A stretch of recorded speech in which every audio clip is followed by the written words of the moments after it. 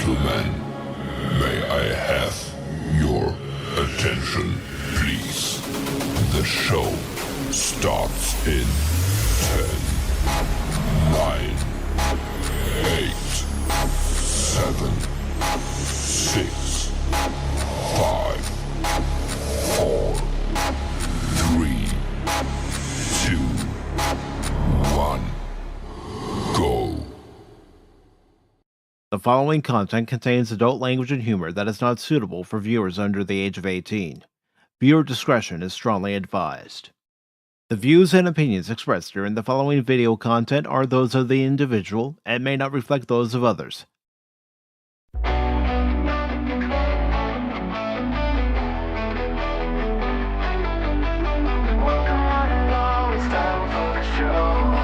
Pacific414 Pop Talk is here.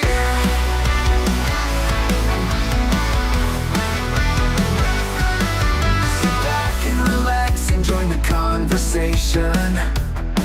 We've got Baron, Orman, Tagge, Cashmoney007 and even Mike too. Pop culture, entertainment, news and reviews. Discussions are had, opinions made from the panel to the chat. Everyone is welcome here. Reactions, watch parties, and special guests. We like to have a good time. Pacific414 Pop Talk is underway. Pull up a seat, we're inviting you to stay. Articles, collectibles, reviews, you say. Baron, Cash, and Mike bring the fun tonight. Now sit back, relax, enjoy the show. Don't forget to like or comment below. We almost forgot to share out the show. Pacific414 Pop Talk is one of a kind. It's true. True. It's true.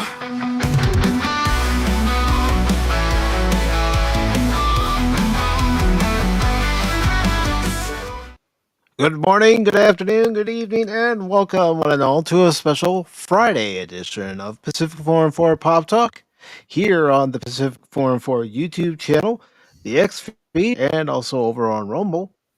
Along with Baron Orman Tagge, Cashmoney007, I am your host, Mike, and today we are going to welcome a good friend of ours, Angry Canadien. We're going to talk about his channel, the origins of his channel, and where he sees the channel in 6 months to a year from now, life in Japan, and of course, we are also going to talk video games, and one of those things being the Nintendo Switch 2, which was released yesterday in cash.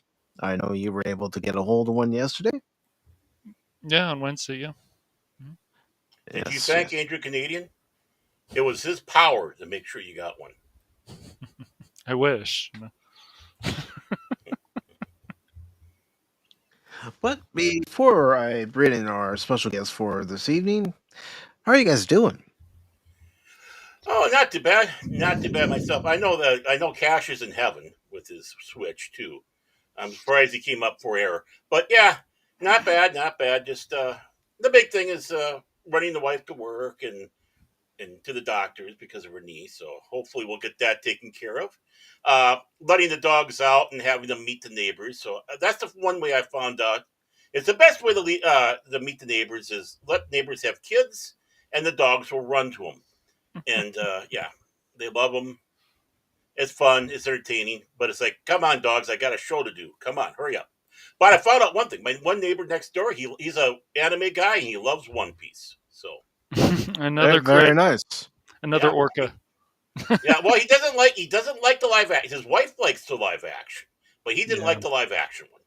But as he sat back and said, "Well, it's not made for me," and it's like that's understandable. He was kind of surprised I knew about that stuff. It's like, hey, come on, this fat guy knows stuff. He knows stuff. He does his research. He's in his library. I look at the Wikipedia page. That's what I do.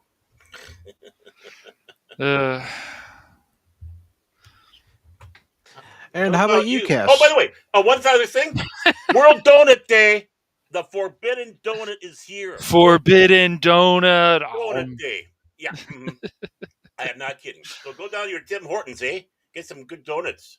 Mr. Donut, eh? I don't say Dunk. I'm not very impressed with Dunkin' Donuts. That's what you Donuts heard are me. good. They're good, but Well, they're small and overpriced. Depends on your location. That's mm, true. You know, he's absolutely right, folks. fair enough. And Cash, how are you doing today? I'm doing pretty good. I'm glad I got the grocery store done today. That's always important. You got to help the family. Yep. And yeah, and no, I did not play my Switch 2 today. Like Baron's like, is he playing his Switch right now? No, Yeah. not today, buddy. Not today. Well, you'll have plenty of time to play that Switch 2, and plenty of games will hopefully be released for it in the future that are worthwhile. Yep. Actually, I saw a cute meme about that. Some guy had a cell phone down, and he had two big lighters, one each of the colors of the controller. He goes, "I got my Switch." Took a picture with says, "I got my Switch too." So Yeah. I Somebody was wondering if that actually. was Cash.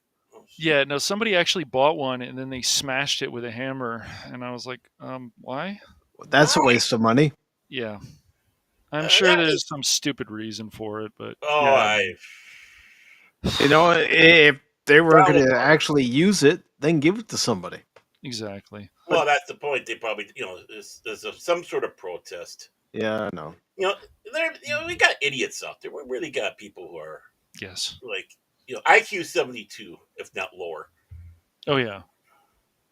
Well, one thing about our guest, he's got a high IQ, and he's got great knowledge when it comes to not just Nintendo, but games overall.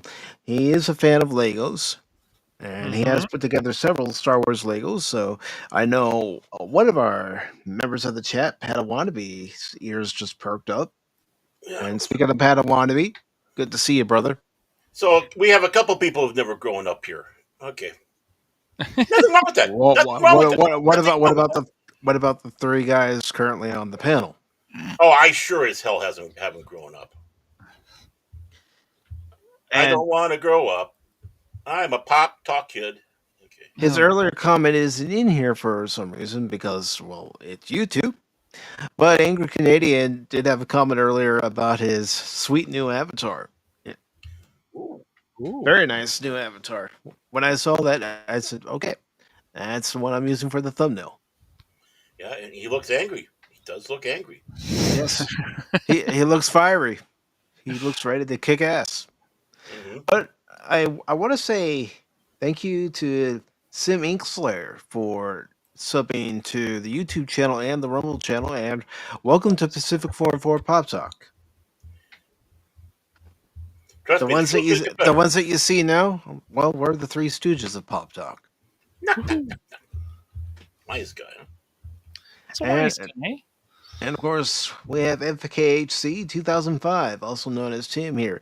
And Never heard of him. Tim, I appreciate that super chat that you gave me during Tuesday's stream that I unfortunately had to put to private because it was buffering like crazy, and I'm still having issues with my ISP as far Yeah. as doing game streams. I can do Yeah. stuff like this, Yeah. but You're for popping some a little reason, bit, but you're still clear, so you're good. I'll just have to change my mic settings.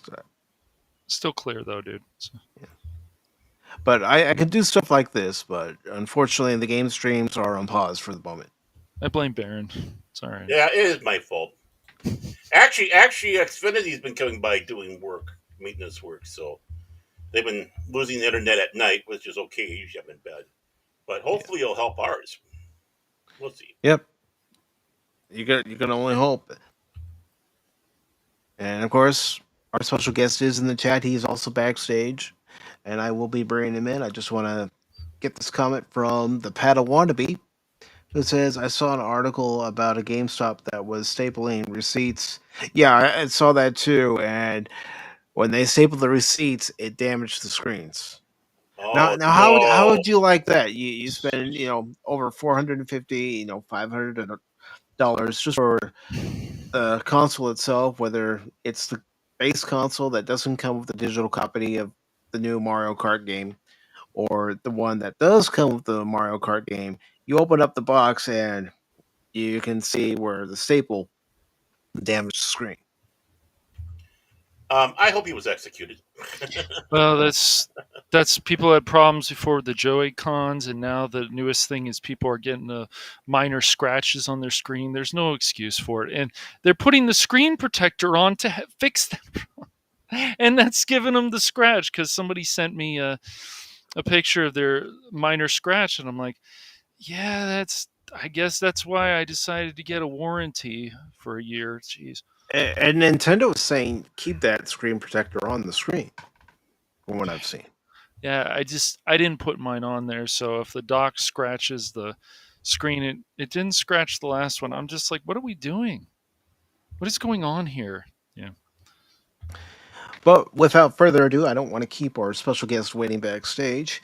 Ladies and gentlemen, please welcome to Pacific414 Pop Talk, the angriest of Canadians, the Angry Canadien himself.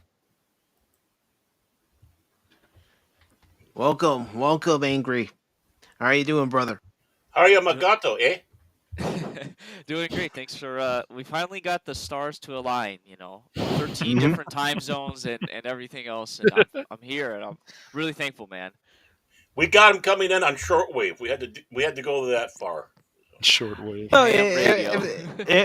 it's just one of those things where we had to coordinate, the time difference being one of them, and then what day could we actually do it? Yes. And I told AC I'm flexible. If we have to do it on a day where we normally don't stream Pop Talk, we can do it. But AC, I appreciate you taking time to join us here tonight, at least for us. Early morning for you. Pop Talk in the morning, guys. Well, that's how it is. Mhm. At least when the times what do you call it, the time change or whatever. Mhm. Sometimes I can catch you guys usually halfway through or towards the end, but I think Mhm. right now you guys stream like way too early, so I'm not awake to be able to listen in. So yeah, Pop Talk in the morning feels like a radio show. It's pretty cool. Welcome to Pop Talk in the morning. We got our eye in the sky, Baron Orman Tagge, taking a look at our morning traffic. Baron, how is it up there? There's a lot of people down there. They look like ants. Do they look like the long suffering, at least one of them? I hope not. She's home. She's out. You know why? And of course, we've got Cash Money with the weather, but Angry Canadian, we've got you here today to not only talk about games and your life in Japan, but also talk about your channel. So let's go ahead and get to it here. And when did you get the idea that I'm going to start this YouTube thing? Well, it would have been either early 2022. Actually, it was early 2022, and I had just gotten out of the military. I separated here in Japan, and so I had a bit of extra free time. I was going to language school, and at this point, I was watching a lot of people that we all know, like Nerdrotic and Geeks Gamers, and I think it was during one stream I heard that there was a meetup in Vegas, Hmm. and then I was listening to the aftermath of that stream, and then Gary or somebody was saying like, "Oh yeah, there was this guy that came all the way from Japan." I was like, "Huh? Who is that?" And then they said his name, and it was the Ginger Ninja. Hmm. I'm like, "Oh, that's interesting." So I like looked him up on YouTube real quickly, and I saw he had his channel, and I just like waited for him to live stream the next time. Which at this point he was live streaming on Sunday nights for me, so it'd be Sunday morning for you guys. His like painting streams, and that's Hmm. when I joined his chat, and I just like chatted with him, like, "Hey man, I guess I saw we're at the meetup. I live in Japan too, and blah blah blah." And then the rest is history. We just became friends that way, and then the more I watched his channel, I was like, well, he's just like painting, and talking to people. Like, I know painting is like his job, like being an artist is his job, but he's like, it's kind Hmm. of like a hobby too. He's having fun with it. So the gears started turning, and I decided, like, you know what? I could definitely make a YouTube channel as like a hobby channel. Just I can play my games. I can make videos talking about things I enjoy, and then see how that goes. And that's why I decided to kind of like take the plunge and start my own channel, and just with the focus of it being like a hobby channel. And it really was because of Ginger Ninja James, as well as our another good friend, Wakizashi's Tea House, Hmm. um, Oh yeah. Mhm. Ray's a good Grace. guy. Yeah. I met him after, like maybe about a month after, because he popped on a live stream. I was like, oh, there's another guy, and so we started just chatting, and then that's how we became friends too. So, and then I saw his channel too. I was like, okay, so he just does like almost daily content on like comic books. That's his like hobby. So, I guess YouTube isn't as scary as I thought it was to like start a channel, and those two gentlemen definitely gave me the inspiration to start my channel. Mhm. And of course, some of the hobbies that you have are gaming. Putting together Lego streams or having panel streams talking about things that are coming out specifically in gaming. And did you find it to be fruitful in the beginning? You're getting to meet different people in the chat. Different people are discovering you. I know you've done many streams with the Nerporial Life Form, and Yeah, so let's see. In the beginning, obviously I met James and Gray, and then that's where I got connected with like Nerporial. I'm pretty sure either through Gray or Pops, I got connected with you guys. But definitely Pops was through Gray, and so I just started finding all these people, right? Like new friends online, and then at this point I was doing the recorded videos. So I've only done like five recorded or three recorded videos at this time, I think, and then I decided, you know what, I want to try game streaming because I'm more of a gamer, so I want to just play games, and so um, I just started game streaming, and people started like just randomly watching me, just random viewers and whatnot, and then that's when Mhm. I started like connecting with actual like gamers, because for the longest time I was kind of stuck with the movie review guys or the comic book review guys because that they all come from Neurotic's fan base, and I just never like really 100% fit in because I'm not much of a comic reader and I don't watch like a whole lot of movies. Mhm. So once I started streaming and I started finding people that way, I was able to really kind of like flourish with the game streams and connecting with people that were gamers. So that was really neat. To be able to like do a shift in my direction, I guess you could say. Mhm. And of course, one of your hobbies being building Lego sets, particularly Star Wars Lego sets. But you know, what have you found enjoyable about not just doing the gaming streams, but also doing a nice sit down Lego build? Well, the funny thing about that was I just out of the blue, I was like, you know what? Um, well, first of all, I got the set that started it all was that Ultimate Collector Series Venator from Episode 3 of Star Wars, Okay. and and I knew like that's gonna take me some time to build. Like it's a big set. I don't remember how many bags are in it. It's just huge. And so I was like, you know what? I have like this my phone I can use as a camera, and I got the computer set up and everything. So I'll just stream me building this Venator as like a record, but also just for fun, and I can like chat with people and I can listen to music at the same time. And it just kind of like kicked off from there. Like as you can see, I for that moment on, I just had all of these like Venator streams. Hmm. And after that, DJ Ronnie G, a good friend of ours, he like gave me the idea to start like a kind of like a series, and he decides like you should call it like Angry Shipyards. And I thought that was kind of funny because I kept making jokes during the Venator stream. I said like, yeah, I got this order in from Kuwait Kuwait shipyard from Star Wars because they made in universe lore they make like the ships for both sides of the war. So Mhm. Hmm. I Equal thought it was just opportunity.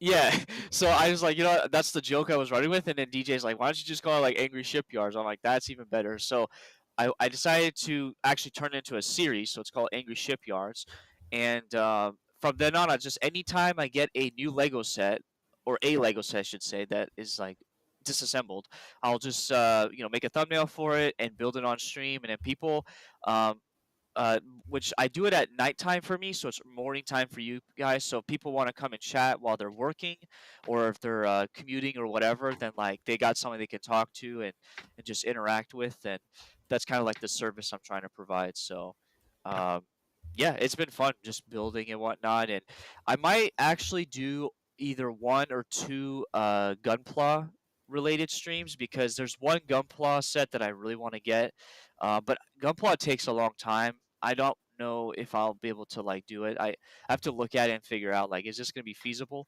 But yeah, Well, especially let me ask you, for someone that doesn't quite know what that is, oh what is it? yes. So Gunpla is basically a model kit, but it's for the Japanese series known as Gundam. Okay. And yeah, so it's a model kit that you got the plastic pieces on these runners that you got to cut out with a pair of nippers is what they call them, and then you assemble them kind of like Legos, but they're a little bit more difficult and a little bit more specific on how you have to assemble it. Mhm. And they're depending on there's like a couple different versions of it. So there's like a small action figure size version.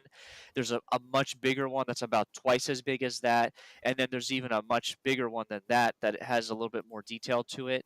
So there's like different models of it. And I prefer the models have names. It's called high grade is the most cheapest one, and then the next one's called master grade, and then the Mhm. next one after that is called real grade, and real grade is the same size as your high grade, but it has like better detail to it. And then the highest one is called perfect grade, and those are like really expensive. But I like the master grades because they're taller and they are a little bit easier to work with than like a high grade because they're just the pieces are a little bit bigger. So yeah, DJ's got it. Um, yeah. Nerd. Sorry, I had to properly greet him.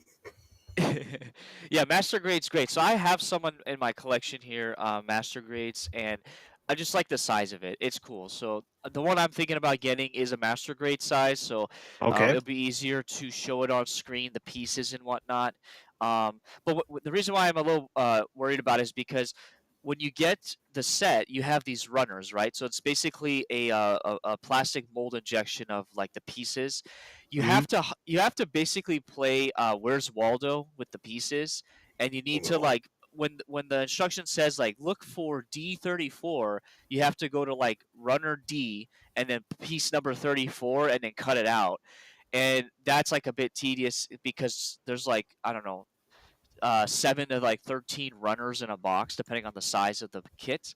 Um, so you got to make sure you keep track of all of that, and it takes a little bit of extra time than like Lego, because Lego makes it a little bit easier now. All the bags are numbered if they're bigger sets, and you just pull out, bag number one to start off the Lego build, and then you just build within that bag. So Mhm.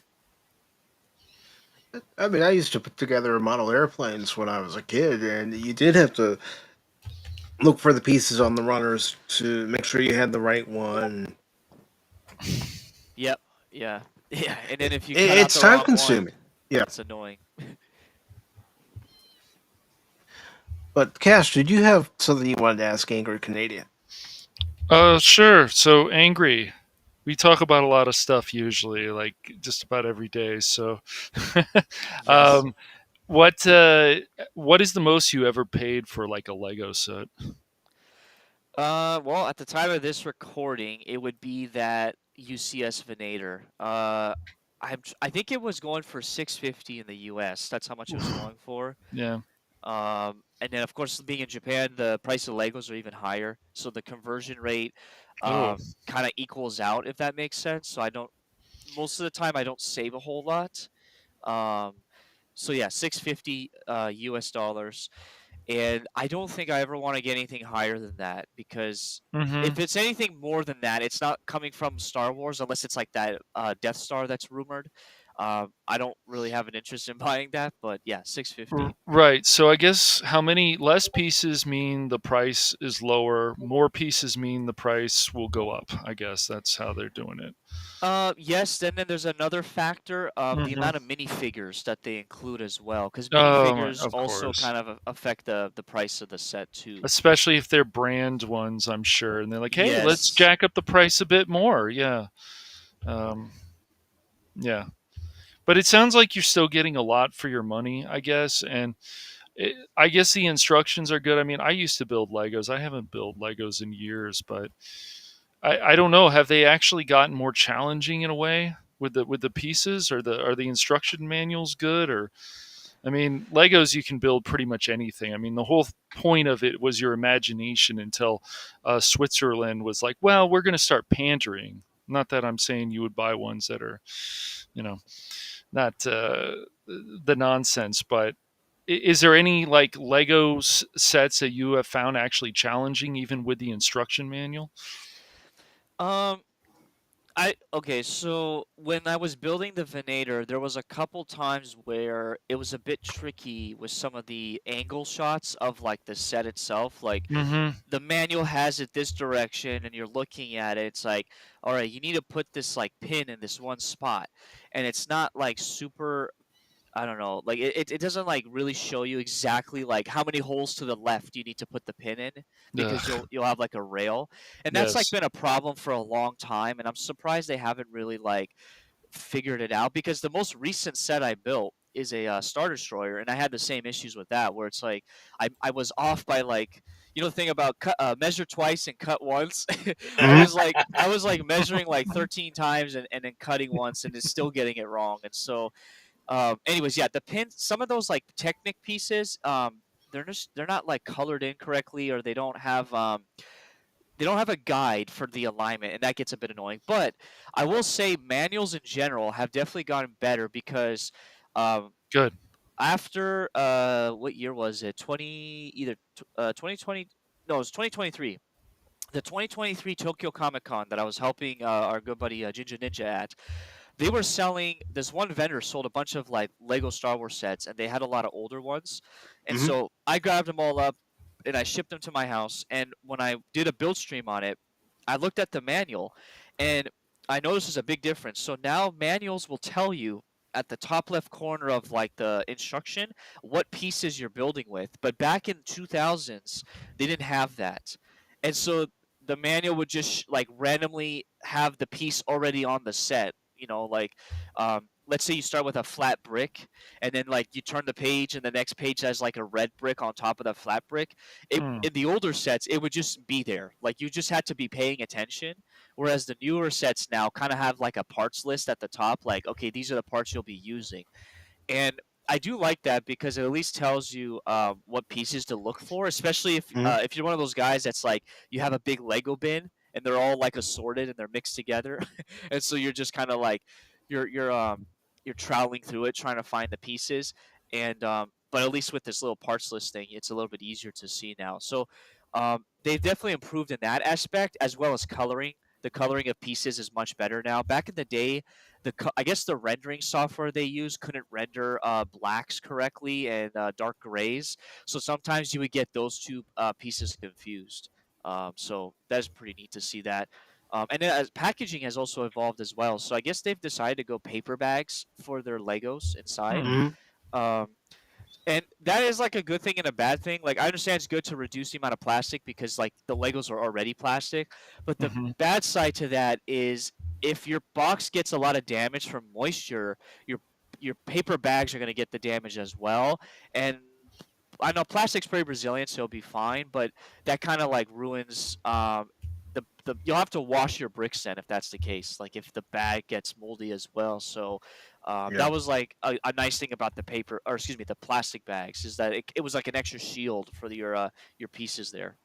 Yeah, that makes sense. Yeah, the plastic bags, of course, because that's how it used to always be. But plastic is evil now. But no, yeah, that's a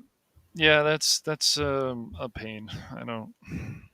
But it sounds like you're getting a lot for your money, but they're going to jack up the prices on these brand names, of course, and how many pieces you have. And I mean, I was even looking at the one piece Lego sets that are coming out. I'm like, do I want to finally buy some Lego sets? No, don't do it. Well, Yeah. that's the thing. Lego sets have evolved since Baron, Cash, and Oh, myself were kids. Yes. amen to that. I mean, we were building castles and pirate ships and those kind of things and space stuff. And yeah. Hmm. I had a police station one. Nice. Yeah, Yeah. that's cool.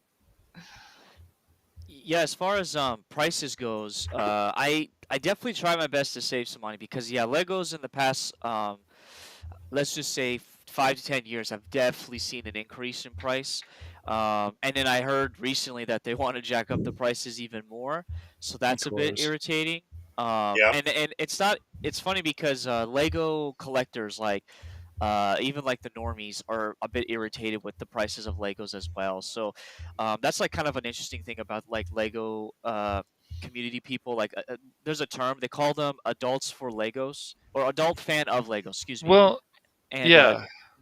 they're just as fine tuned or in tune with the prices and are like this is dumb. Like we should not be increasing prices, especially with the amount of bricks you get or the Mhm. quality of the minifigures are not as good. Well, the fact that even a few years ago, like since Lego is made in Sweden, it's the fact that they were like, "Oh, we're going to start pandering and stuff." It's like, no, no, no, no, stop. They're made.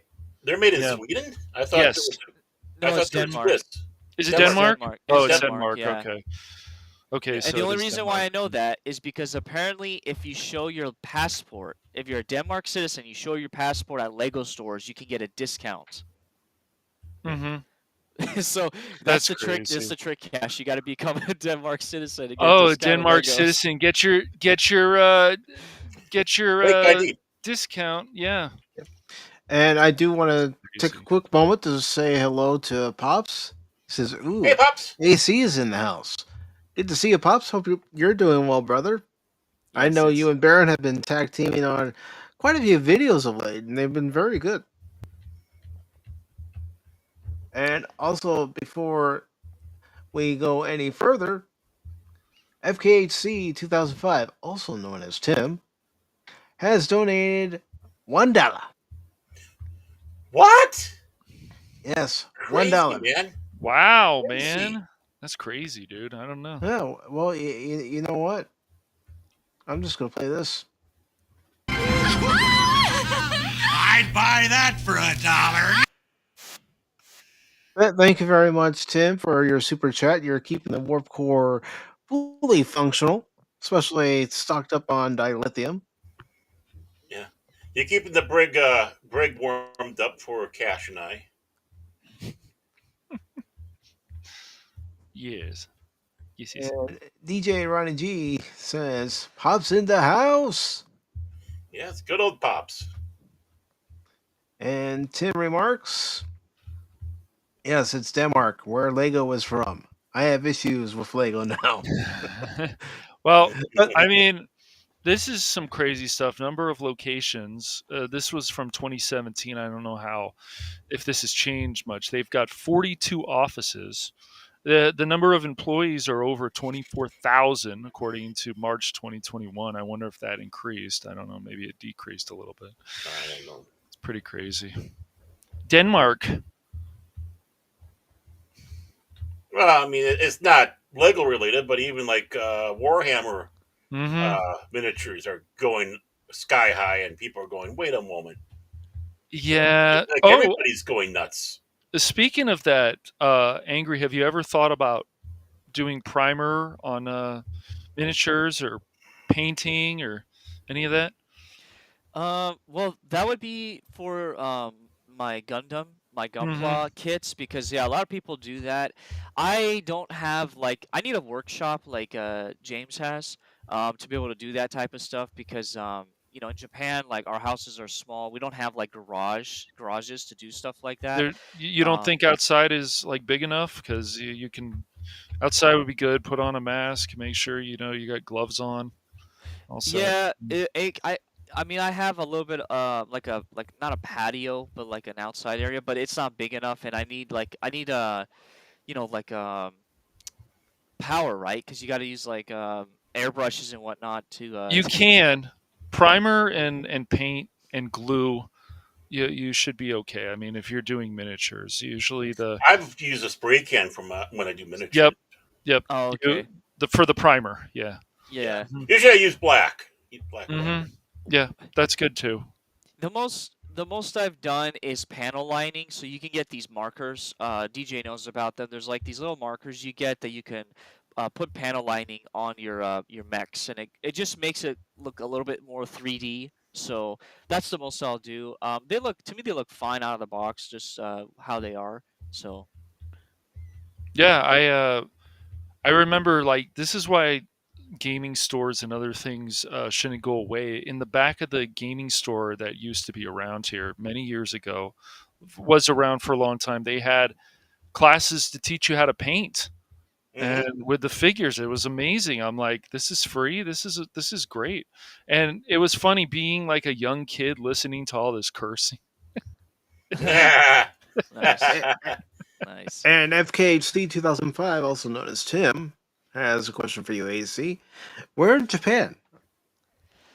Well, before I lived in Tokyo, and now I live in Osaka, so it's a different part of Oh, Japan.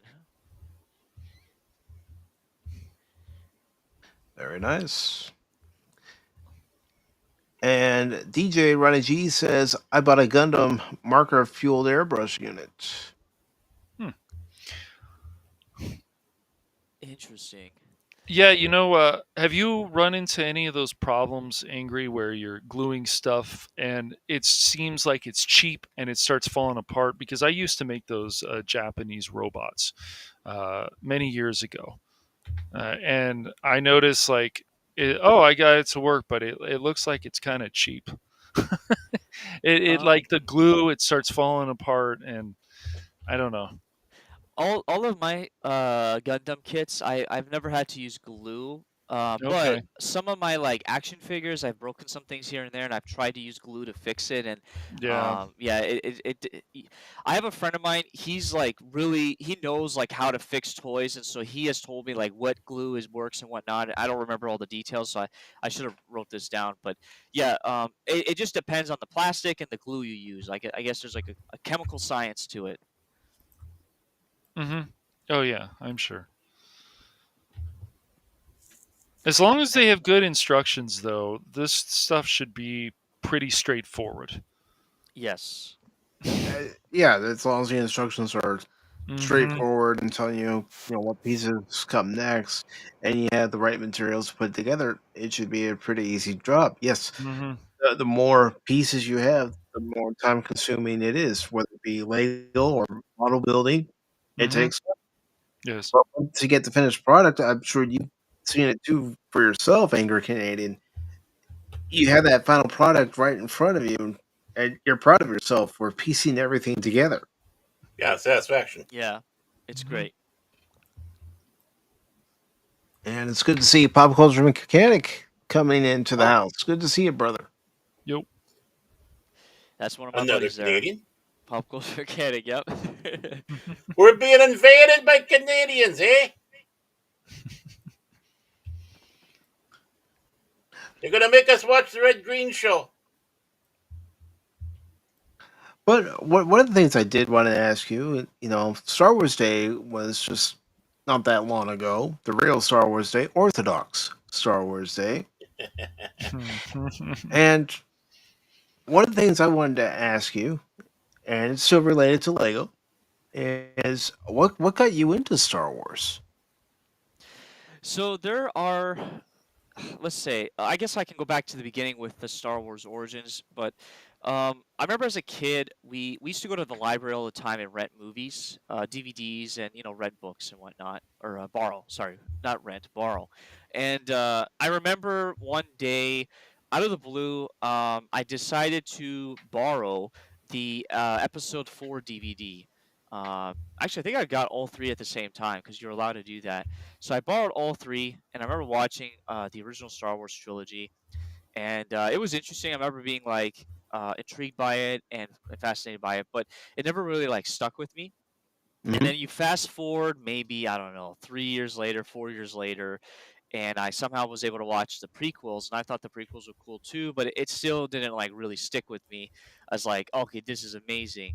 Um, After this, we had moved to a different part of the U.S. Because I grew up mostly in the U.S. And when Okay. we moved to a different part of the U.S., I made some new friends at church, and they were like super into Star Wars, like you guys, just like big nerds about it. And I was like, you know what? Well, if I'm going to like try to get new friends here, I'm just going to try to get interested in that and whatever they're interested in. And so they love Star Wars and Legos, and that's how at that point I got really hooked into Legos and Star Wars. And from then on, the rest is history. And I would we would talk about Star Wars all the time. We would go to each other's houses and play with our Lego sets. And I remember for my I think it was either my 15th or 16th birthday. I got my very first Lego Star Wars set, and I still have it to this day. It was an amazing thing to get, and from then on, I just was really consumed by Star Wars. Um, Prior to that, I did have Legos, but I had Bionicles. I'm a big Bionicle guy. That's like what my avatar is kind of Oh. based off of as well. Mhm. So but yeah, oh, and my bad. And then when it came to Star Wars specifically, they kind of like more or less introduced me to the games, and we all would all play like Star Wars Battlefront 2 together online. During that time frame, and Lego Yeah, Star the Wars, of original one. course. Yes, the original. Yes, we're A good one. talking back in the mid 2000s and the late tens. So, um, yeah, it was. So I have to give my friends, my best friends, a lot of credit for it because they got me into, yeah, consumed by the force. Yeah, that's what that's basically what happened. See, folks, Consumed this by is the why peer force he pressure was. works. uh, yeah. So from there, and the last thing I'll say about what really kind of got me infatuated with Star Wars even more, or just kind of like solidified it, was there was this online game that you guys have probably heard about, and a lot of people give me like the stink eye if I mention it. Uh, it's called Roblox. I'm not sure if you guys are familiar with I've heard of Roblox. it. Yeah. Yeah, Yep. I know of it. Yeah. So Yeah. when I was a young teenager, that was like starting out. That game was starting out, and it was kind of popular, but not like as it is now. Like now, it's like insanely popular. And Mhm. so I used to play that all the time. And that game, a lot of people see it as like, okay, it's just a game that you build your own game, and like there's like a lot of goofy games, a lot of goofy avatars and stuff like that. But for me and one of my buddies, that game actually has a whole role playing aspect to it, but it's more like kind of behind the curtain, and you have to kind of like find it behind the scenes.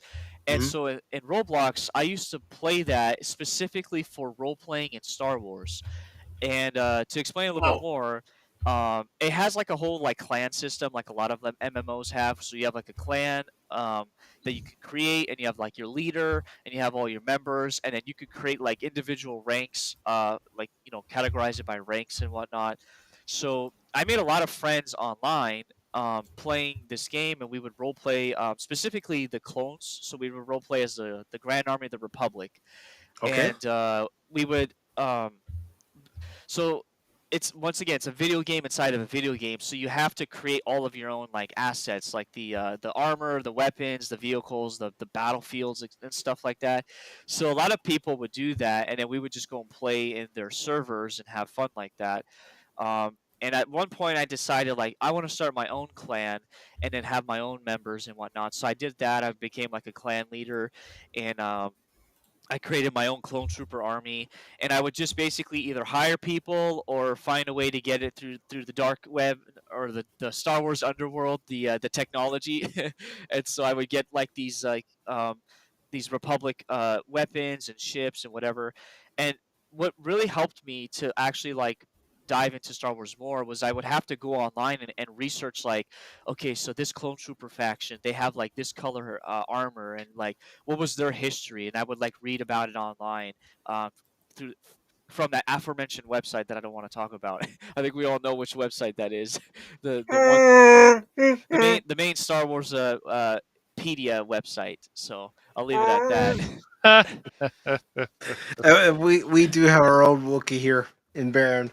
Yes. Mhm.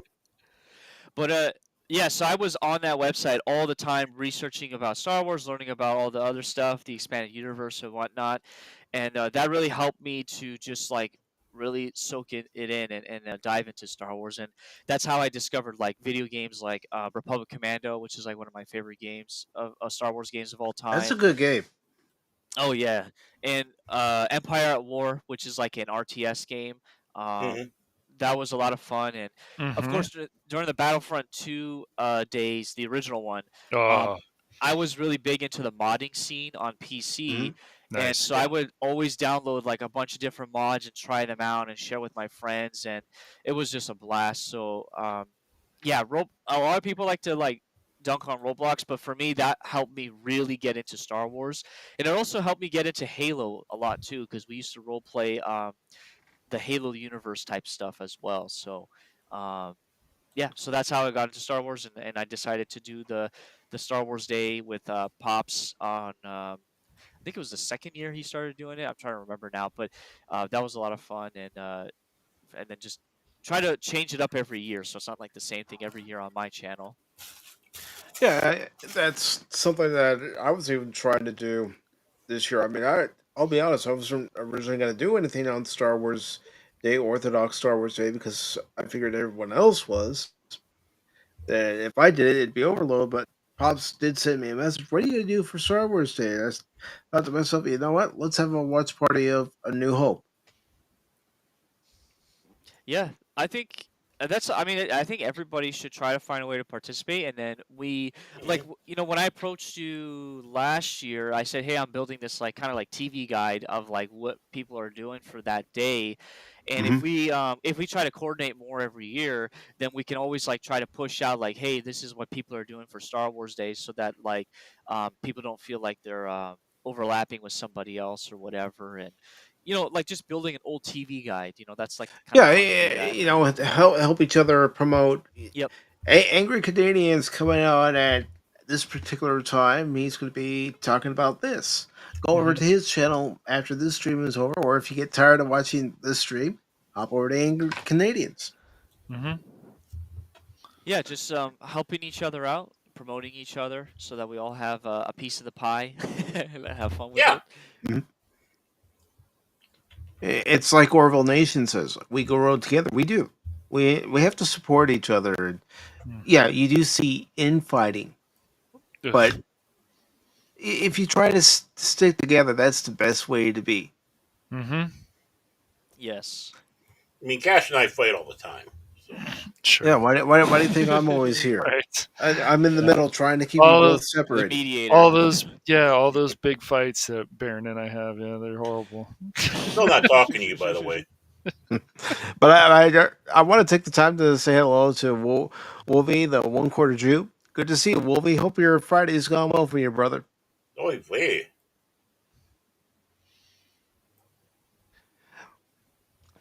But Baron, do you have anything you'd like to ask our No, I'm going to guest? go more cultural with some of my questions. I'm glad I get a chance to come in here. But as someone like you said, Canadian who of course, grew up in the United States, serving, and of course, you said you got discharged over there. What was that like trying to, obviously you knew something about Japan, but knowing about something or and such is different from the immersion. How was that for you in the beginning when you started living over there? Wow, it's sometimes I think about it, and it's really hard to remember. I guess when I first came here, it just was all surreal. Like this isn't real. Like it's just this Mhm. is not happening right now. I guess what kind of helped a little bit was when you're in the military and you go overseas, you are most Mhm. likely going to be stationed on the base, and the base will Right, have like its own not lodging, but like housing and everything. right, So when I first like moved over here, I was thrown into the dorms, and so I had to live on the dorms on the base. So that and on the base, it still feels like America, if that makes sense. Like yeah, Hmm. um, the feeling of it, like the atmosphere, obviously all the people that you see, the facilities like the commissary and hmm the base exchange and all that. So it wasn't until it's weird. As soon as you like leave the base, like you exit the gate, you're like, boom, it's right in front of you. Okay, now this is Japan because of the signs everywhere, the people walking around, the vibe of it. Like it's hmm really funny. So um, yeah, I always think about like, man, what was like my reaction or like how did I feel? Like um, it was just surreal, I guess. I don't know, like what am I doing? I'm in a different country right now. Like I don't know how to process this. yeah. I mean, the missus and I, we love watching walking videos that they have, and one of the things is they have Japan 4K we watch, And it's just fascinating. Sometimes you can tell a lot from a culture just by watching. I mean, obviously not knowing everything, but it's kind of a naked look at just people in that environment.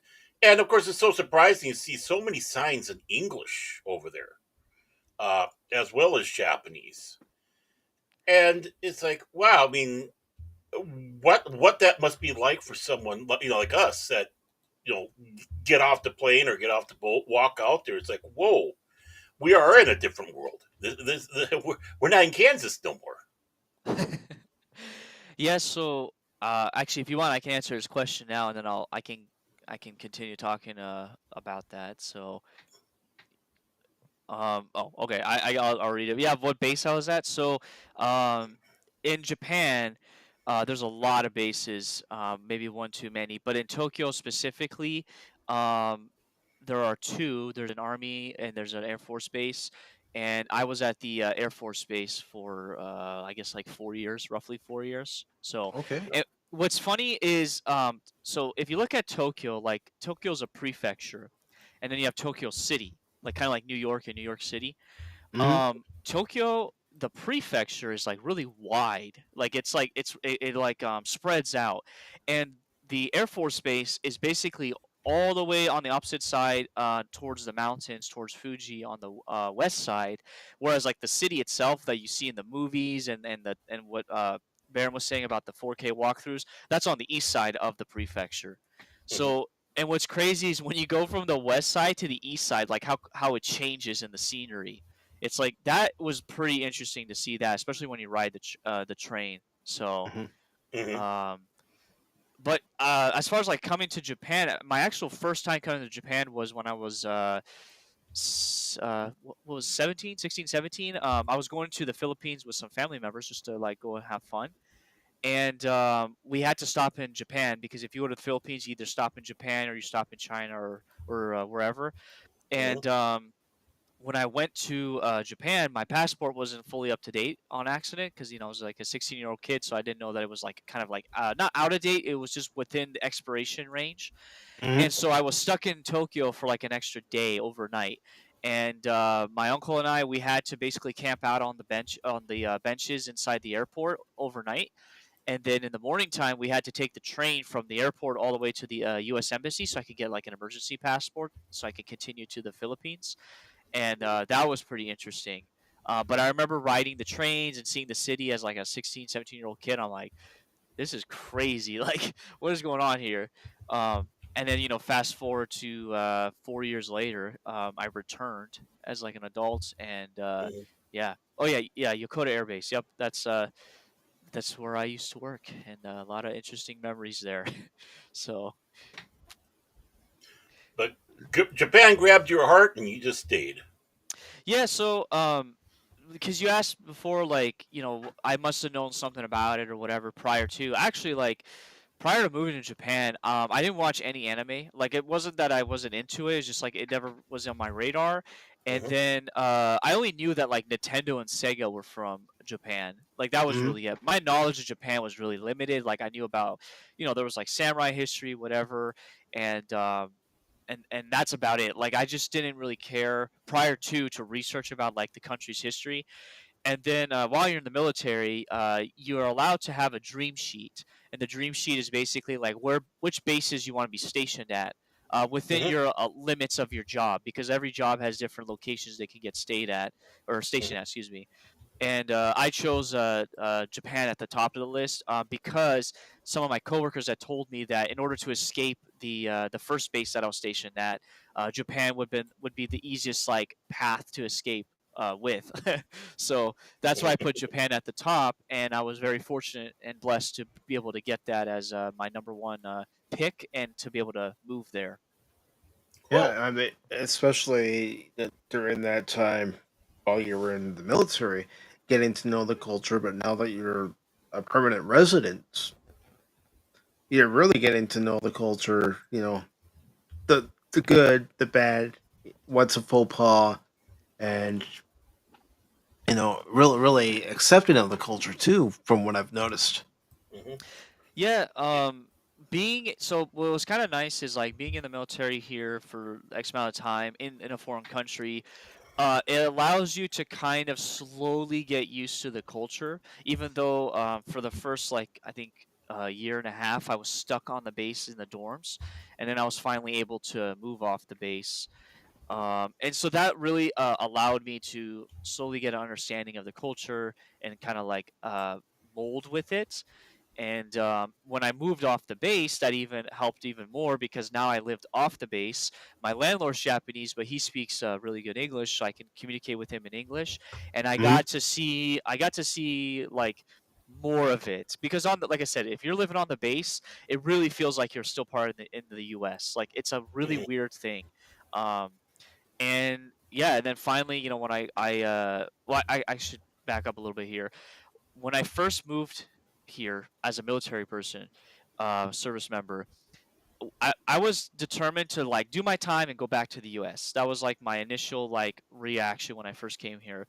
Within a year, I made a decision. I was like, you know what? I love Japan so much that I don't want to leave Japan. Within a year, I had made that decision, and then from that point on, I was trying to set up my align my future schedule and my timing to make sure that I can get out of the military and stay here in Japan. Nice, because it is nice when you go to an area and you get to familiarize yourself with that area, that you get the feeling that this is my home now.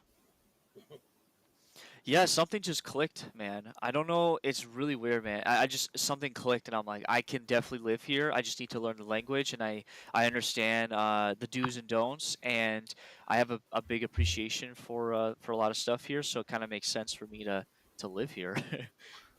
Well, and how do they react to you? You know, here you are, someone from the West coming in. Uh, I suppose there's some apprehension to some people at first, thinking, "Oh, it's one of them," you know, because with people like Logan Paul and all that doing their shenanigans and others, I know there's a little tension when they start seeing uh, American or European coming in. How do they react to you generally initially when you meet people? I will say that it really depends on the age. So anybody younger than let's say 60 is very welcoming and like cautiously welcoming. Whereas anybody older than 60, depending on who they are, will either keep their distance or they will try to be a little bit friendly. But mostly it's like they do the staring game and they're like, who is this person? So under 60, no, everyone is very welcoming, or mostly everybody's very welcoming. And um, I don't know, like I never noticed it anymore. At least, like maybe when I first came here, I would notice like people looking at me and whatnot. But now, like I don't even pay attention if people do that, and I don't feel that. Like you could feel it, like you could definitely feel like okay, someone's Yeah. actually staring at me. But I don't feel that all the time. Like maybe 1% of the time that I'm here. So, and that's because that's because other foreigners or tourists that come out here, they do all of the nonsense stuff and they get all the attention, not me. Mhm. Um, and what really helps too is, and this is like a comment that I got from my wife, which is kind of funny. Uh, I changed my demeanor and my like, let's say my clothing style, like what I wear. So I don't from the gate, I don't look like an American. Like if you see me in public, because of like my outfit is like more Japanese style, like Mhm. their clothing style, and also my So like, well, you've adopted the culture, is what you've done. yes, I've adopted the culture as far as like behavior as well as like what I wear and how I talk to people. So I guess right out the gate, people are like, okay, he's like different, but he's not like a threat, if that makes sense. Mhm. This is good. Yeah, it's very good because I'm sure having grown up in the States and doing your time in the military, stationed in Japan, now living in Japan, you do see the cultural differences. You do see why there are people that say the ugly American. Hmm. Yeah. Oh yeah. Yeah. there's a Hmm. there's a lot to unpack there, but yes.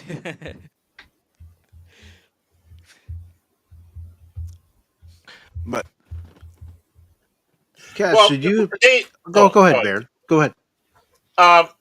What's kind of the big thing over there? I mean, of course, trends come and go.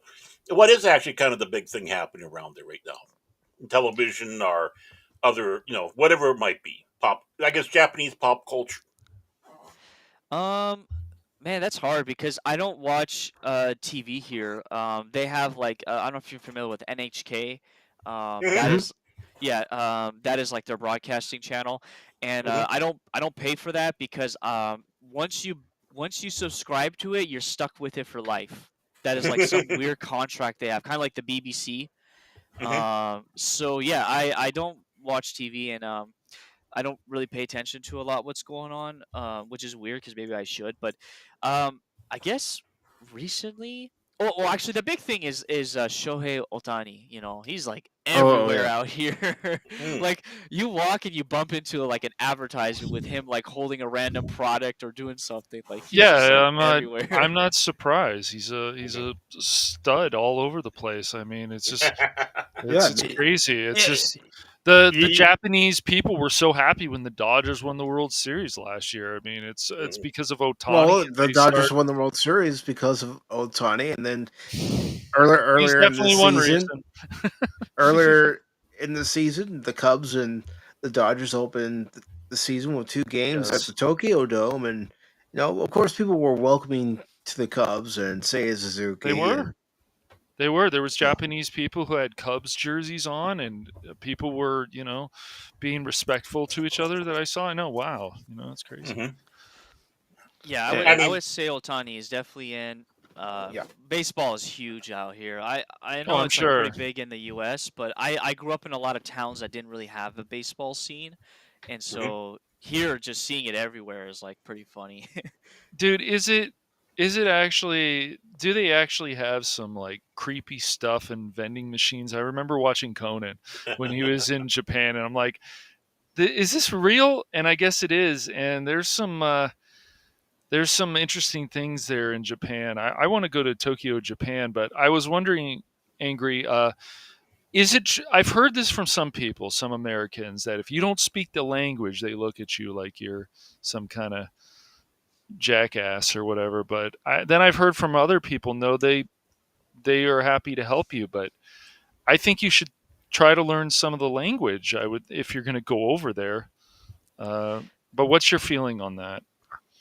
Yeah, I would say for starters, if you don't know the language, it's like perfectly fine because the Japanese mindset is that it's you versus them already. Like they already Hmm. know that you're not one of them, so they're not going to judge you on language barrier because they've already accepted that. Wow. It's Okay. ingrained in their culture already. Hmm. Um, and so like yeah, there's a lot of countries from around the world that people come from, and so they have to deal with those people all the time. Now, what it really comes down to is how you behave in front of them, like how you talk to them. So obviously, if there's a language barrier, if you use like really easy English and you're very clear with how you sound out the words. You can actually, as a tourist, you can get by pretty easily, like information wise. Um, Okay. but there is the occasional like old person. It's usually like really old people that are one, they're really hard to understand, and two, they're very like annoyed about having to deal with like foreigners. Well, But that's yeah. like those encounters are kind of far and few between. So, um, but Yeah, I mean, yeah. it's like when you go to college, for example, and you have a professor and they have a thick accent, and you're like, "Are you fucking kidding me with this? Like, really? We have to deal with this shit?" Like, no offense, dude, but I'm not saying the person doesn't know the material or didn't deserve to be hired, but it's like, why do we have to have somebody with a thick accent? It's like when somebody calls up Wow. and I know, right? And the customer service, and there's the same thing. It's like I can't understand what the fuck you're saying. Like that's what you want to say, and to the person, like, no offense, dude, but are we? Is this DEI hired? No, but seriously, I I, uh, I can see how that could be an issue, but I think there needs to be angry more gaming, more stuff out there that can help people with language, not just like babble and stuff like that. Hmm. Yeah, to point out what Baron said earlier about seeing English in Japan. Like that's why I said if you use like easy English but like enunciate it very clearly, there's a lot of English in their language.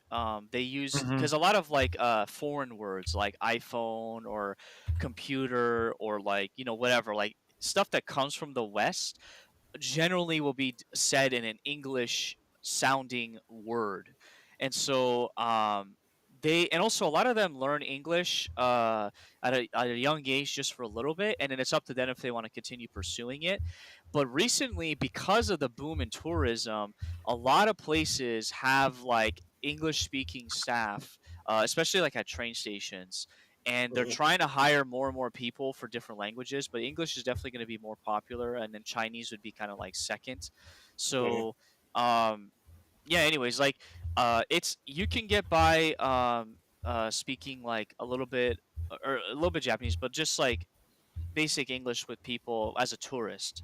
And yeah, and they'll definitely help you. The hospitality is like second class or first class, nothing really compares to it out there.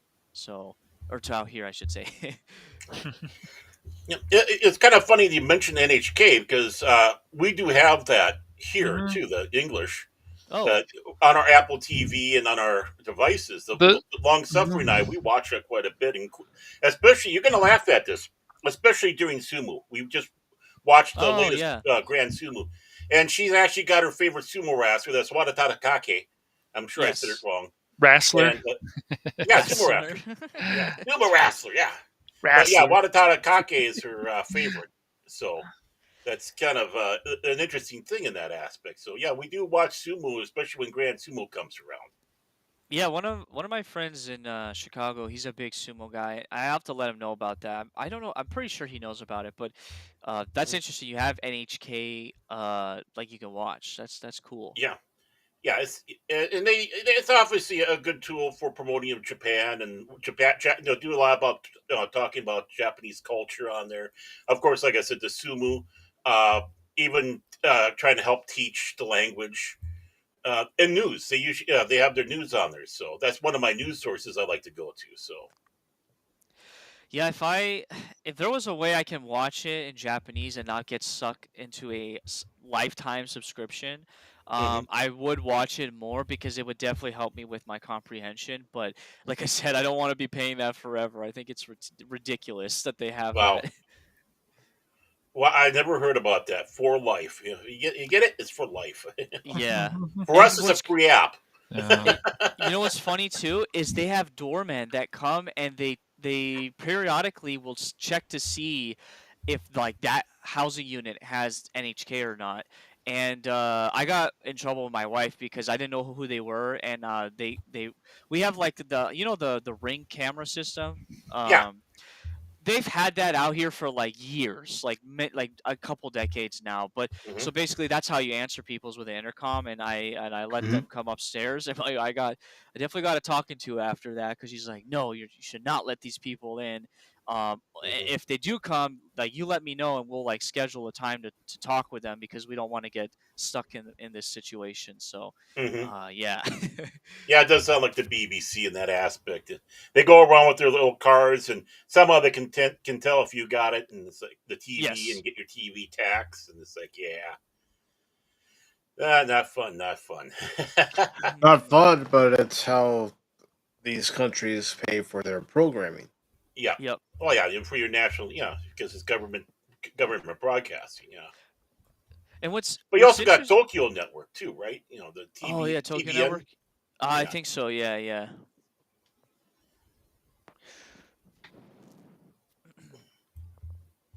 Oh, yeah. sorry. I Mhm. was gonna say. What's interesting is from the little bit of NHK that I've seen, man, it's a night and day difference between like American broadcasting, and even Yeah. like Canadian broadcasting. Because growing up, my dad, we had Canadian satellite, but we had American cable, so we had like Mhm. both of them. Okay. And so I grew up watching a lot of cartoons and TV from both regions, and hmm seeing NHK here for a little bit, I just feel like a lot of the stuff they put on NHK, excluding the news, just like normal stuff, is a little bit more educational and a little bit more like comfortable and like heartwarming or whatever, like teaching you about like this like obscure like rice that's in this part of Japan, for example. I know it's like very Yeah. stereotypical, but like that's like the type of stuff they do, and they talk about like um just things that are happening around Japan that are unique, whereas it's not like always doom and gloom. And Mhm. they're not always complaining about stuff or infighting or politics or whatever. So that's kind of interesting to see that. Mhm. Well, you guys had a kind of an interesting little thing happen with your, not like South Korea, but you guys had a little interesting thing with your politics too. I was noticing, so it's like, oh yeah, it's the same everywhere. It doesn't matter where you are, you know. Yeah, No, and that's the thing. Politics is politics. Yeah. yeah, Yeah, I'm sure Japan has its problems too, just like America and all Yeah. these other countries. Some are worse than others. It depends who always gets in power, Yeah. who wants to control things. And this is the way things are. If you don't like it, we'll throw you in jail and this and that. That's why. Um, and Japan, I from what I've seen on the different videos and other things, the streets seem clean because they're very conservative over there. Still angry, I'm sure. Um, and that's nice. But have you ever gotten into a fight angry with some people? Like, yeah, you're at a bar and somebody said something wrong about Gundam, and you were like, "That's it, it's over." no, no, unfortunately, no bar brawls for me. I, Unfortunately, Unfortunately, yes, wow, dude. And then yeah, I mean, here, he said, well, that's because he's angry. He's worrying for a fight, and it's like, come on. he's I gotta ready. take my anger out on something. Somebody comes out at him with their fists, he pulls out his hockey stick. Yep, yep. No, as far as like interesting encounters like that, yeah, the streets being clean, yeah, that's very true. Mostly, in Tokyo, yes. Osaka, most of the streets are clean, but there are a couple areas that are they're a bit dirty, but it's not like trash or anything. It's just like they Hmm. don't like wash the streets as often. Um, but yeah, very clean, very safe environment, and um, yeah, I mean, I used to like walk around in the middle of the night because I used to work night shift when I was in the military. Hmm. So I had to kill time in the middle of the night, and so I would walk around and listen to podcasts or whatever at like 2 in the morning, and nobody would bother me because I like nobody's really out at this time. So that was kind of interesting.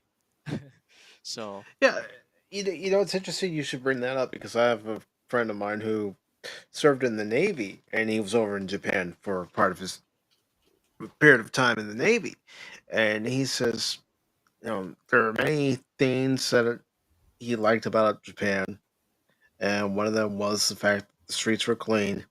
If an officer came up to you, he was just coming up to you to check on you to see if you're okay, if you needed help. He wasn't harassing you, and yeah, that's interesting because I've to this day I've never been approached by a police officer, and I probably just screwed myself there because today when I go out for groceries, I'm probably gonna get randomly approached now. Uh, but no, I've never been approached, and I've asked my wife like, what's the deal with that? Because I figured like, yeah, they depending on who you are, they will profile certain groups of people more for obvious reasons. And she just has told me, and other people have confirmed with me that I don't I come off as like a very safe looking person. That's like the her vocabulary. So like I Mhm. don't look like I'm gonna cause trouble, if that makes sense. I'm out there, I'm minding my manners, and I'm just living life and not being a You're belligerent doing what you person. have to do without interfering with everyone else's day to day life. Yes, yeah, and so yeah,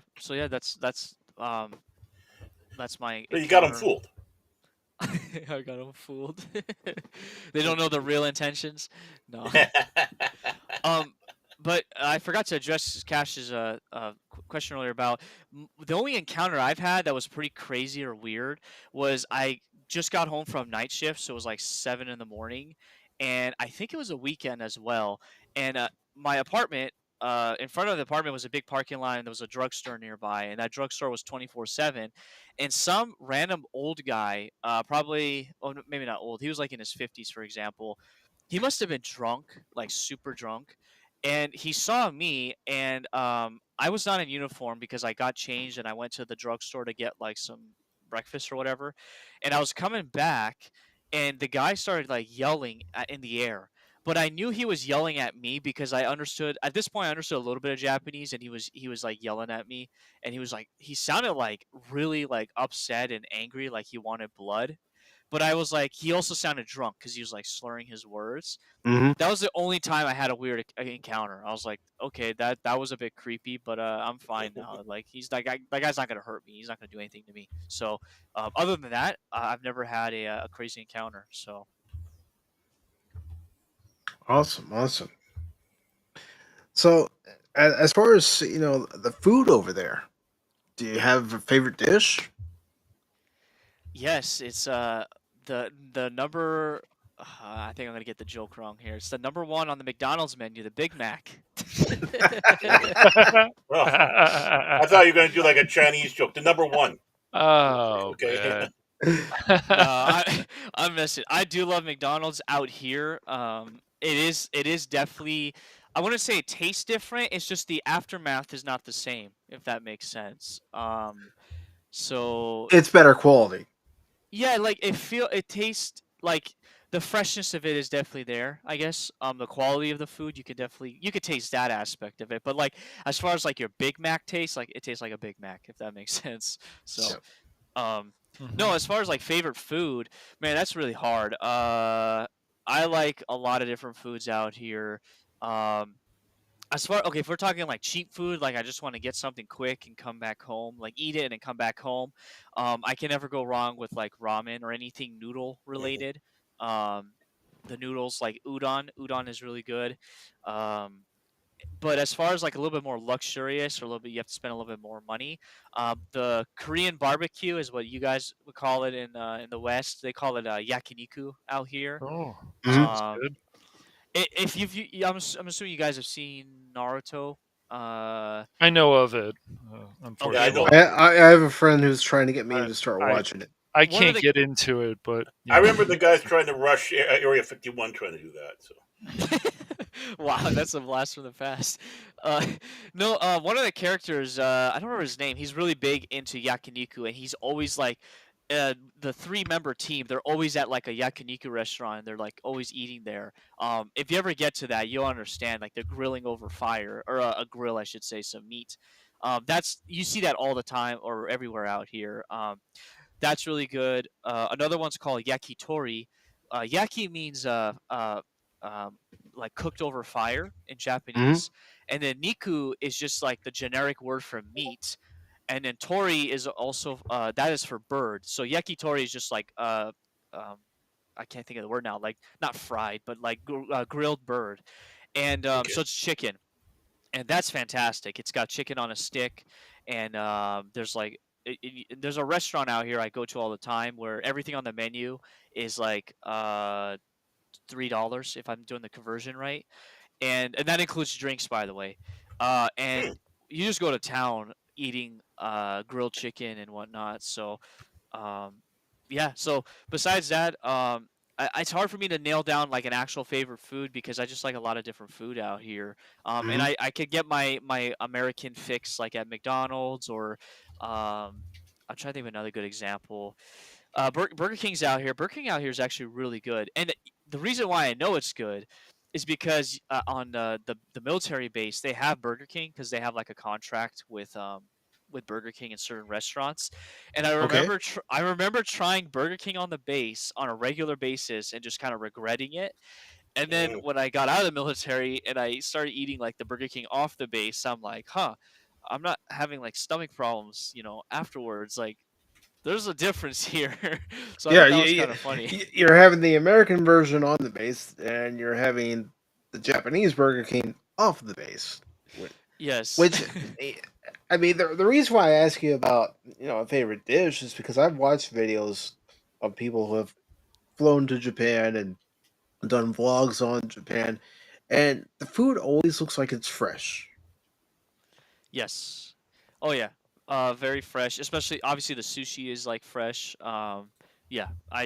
It also it doesn't look artificially colored as well. A Hmm. lot of it is like natural color, and it's all about plating as well, like how they plate it too. Yeah. You are right on that. Yeah, it's definitely fresh. I mean, But there is an art style to plating food. It doesn't matter if it's American food, Japanese food, Korean, Vietnamese, or wherever you're getting your food from what country. There is an art to plating it. mhm. Yep. Now, but we can't forget the one most famous over there, and that's Kentucky Fried Chicken, especially on Christmas. Yes, yes. Uh, I actually, KFC out here is hit and miss for me. I don't know if it's just because I don't care about fried chicken anymore. Um, it is good, but yeah, the infamous Christmas Day KFC with the family. I actually did that for 1 year, only 1 year, and that was kind of funny. But uh, yeah, like they have like a chicken sandwich that's pretty good. That I always try to get whenever I go. But yeah, KFC, it's not like super popular. It's not like everywhere out here, so you have to kind of look for it. But yeah, that's funny that you bring that up.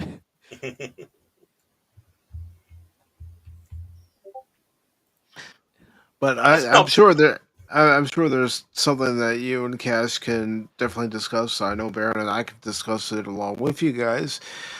What do you think about the Nintendo Switch 2 and the release and all the quote unquote controversy? Oh boy. Oh boy. Well, let's see. Well, first of all, full disclaimer, I don't have one in my hands right now. My buddy, so I decided to go out of my way and purchase the international version of the Switch because there's two Ooh. versions. If you guys are not familiar, uh, not familiar. That's region free, right? That one or whatever. well, no, no. So Nintendo, in order to curtail, I guess, like scalpers and also give their citizens like a cheaper console, they decided to release two different Switch 2s. There's a Japanese only one, and then there's an international one. So we have now we've gone backwards in gaming, and we've gone back to like region locked consoles, even though we were supposed to get rid of that.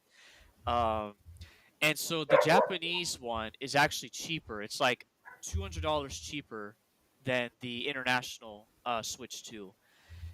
And so I could have gotten the Japanese one, but like my Japanese like skill level isn't like Right. it's decent, but it's not like to the point where I can play like JRPGs comfortably, if that makes sense in Japanese. So I bought the same one all you guys are gonna buy in the U.S. I went that direction, and so it's being shipped to me right now. Um, so I'm looking forward to getting my hands on it. But yeah, as far as the controversy, yeah, there's a lot of weird plays that were done with Nintendo. So like, um, Hmm. obviously, like the pricing differences. I think they're just trying to subsidize the cost of it in Japan because they made the console per se, and they get to like decide how much they're going to sell it to their own audience or their own customers. I don't know if that's in retaliation to the amount of like Chinese scalpers that they've had over the last like 30 years, because that's been a big problem in Japan for a really long time. And now they have the technology to kind of like, I guess, really make it a Japanese only Switch. I don't know. Um, there's that. The game situation is interesting. So apparently, there's three different versions of three different models of a game now. So you have the original physical game cart version. You have your digital download version, right, from like the shop, the Hmm. eShop. And then now, which is not necessarily a new concept because Xbox One did this, but you have a game key cart, and that basically means the game key card has a like a license code on it that a digital one that when you put it into the Switch, it will recognize it and it will start to download the game from the online servers. So the game is not actually on the carts. It's just like like an authentication token. Like, hey, this guy owns the game. It's a real game. Let's start downloading the game itself. And this has been done with Xbox One. People, I've somehow forgotten this. A lot of Xbox One games are not on the game on the disc itself. You have to download the game, and the disc is used as like an authentication token. So um, that is what makes it more irritating for me is Nintendo, and I see both sides of this. Nintendo has decided to make only two models of their Switch game key cards. So they have like a 64 gig model, like their SD card. Mhm. That's what I'm talking about. And then they have a cheaper one, which I think is less than 32 gigs, and that is the game key card one, the token one.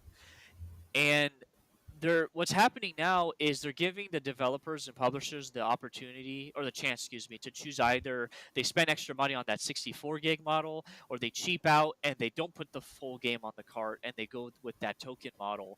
And a lot of developers and publishers are going that stupid token route, which means that you're not having the full game on the cart, and that doesn't like bode well for a lot of us that are physical game collectors and that like to have the actual game on the cart instead of relying on an internet connection. Yeah, that was So one of the controversies with the physical release of the new Doom game, Doom the Dark Ages, is that oh you yes. have this disc, but it's really just an authentication disc saying, okay, this person did buy this copy of Doom the Dark Ages, but you have to put the disc in order to download the game. Yes. It's annoying because well there's a couple of issues. So like I said before, Xbox and I believe maybe even PlayStation, but I know Xbox for sure had already done this with the Xbox One. And everybody forgot that when the Switch 2 came around and Nintendo announced that they were going to do it as well. But the other side where I understand Nintendo's point of view with the Switch carts is that during the original Switch generation, they were like manufacturing like 10 different models. Like it's like they had like 10 different SD cards basically, like, a 8 gig one all the way up to like a 32 gig one and maybe a little bit higher than that. And that's like quite a bit for them to manufacture like all the different sizes. So they're trying to like standardize it to only like two. And that's I understand it's like it's really frustrating that they're doing that because for us as the consumer, it's like, well, we don't want the developers to going the lazy route and not putting the full game on the cart. But at the same time, as a company, like they don't want to be making all these different SD cards because then they got to pay all this extra money for it, and then that might even Mhm. hurt us in the end. In the end game as well, but anyway, so I understand both sides of it. As a collector, I'm not a fan of that, and unfortunately, for example, Nintendo first party games will 100% be fully on the cart because they don't have to pay themselves that extra money for manufacturing that 64 gig cart. But like, let's say for example, the new the Final Fantasy 7 remake Intergrade that's coming to Switch 2. Mhm. I have a funny feeling that is not going to be on the cart because of the size of the game, and they're going to go the game key cart route, or Square, I should say, is going to choose that option. Um, I so that's going to be kind of like a loss. But you have a game like Dragon Quest 3, for example.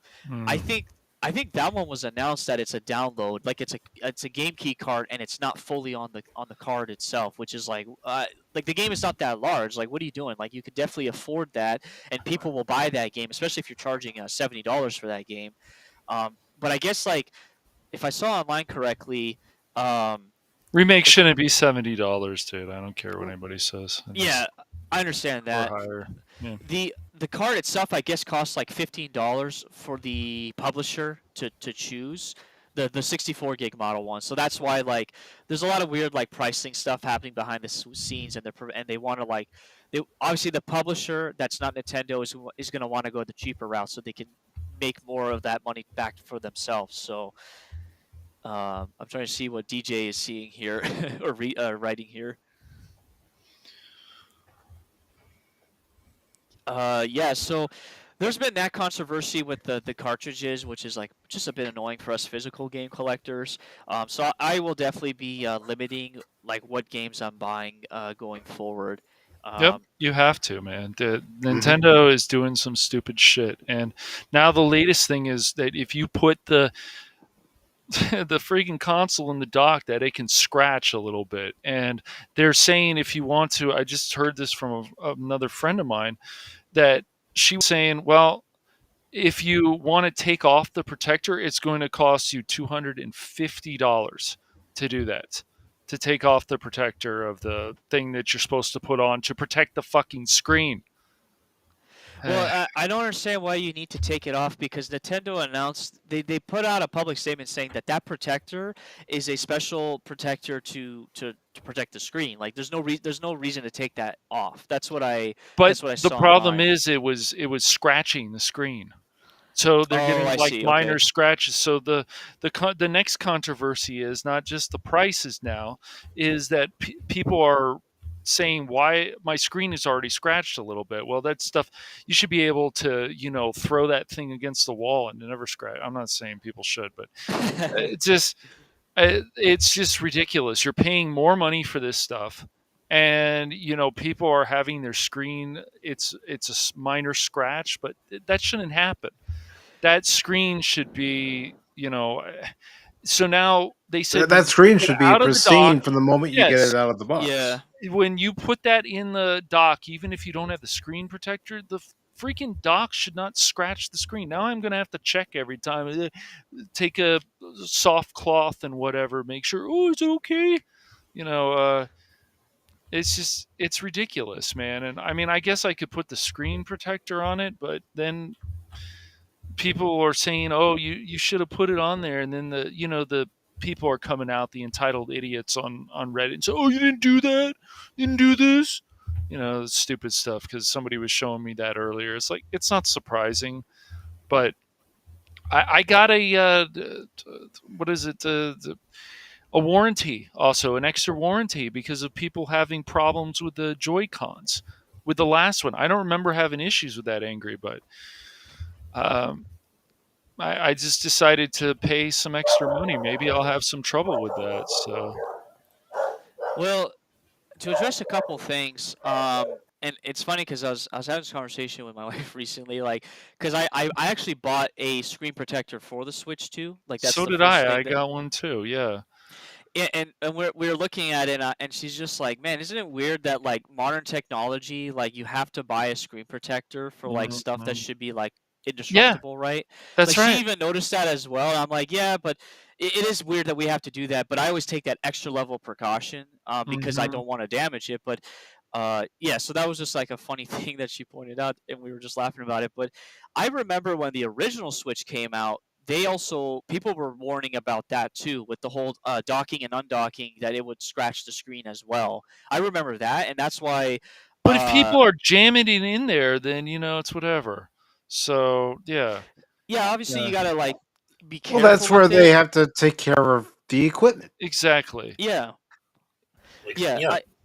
It's all about treating it like, not treating with respect, but like it's just taking care of it, and trying to make it last as long as you can, and not be like super rough with it. But that whole Yeah. stuff with the $200 screen protector, I remember just reading that it's like their custom screen protector that they put on there because they have like a new glass or something that they're Hmm. using, and that, yeah, if you take it off, you're gonna destroy your Switch too. But Yeah. maybe they should have like explained that better, or just not even mentioned it, and and hide it a little bit better, right? Like don't make it look like Hmm. a screen protector. I don't know. Right.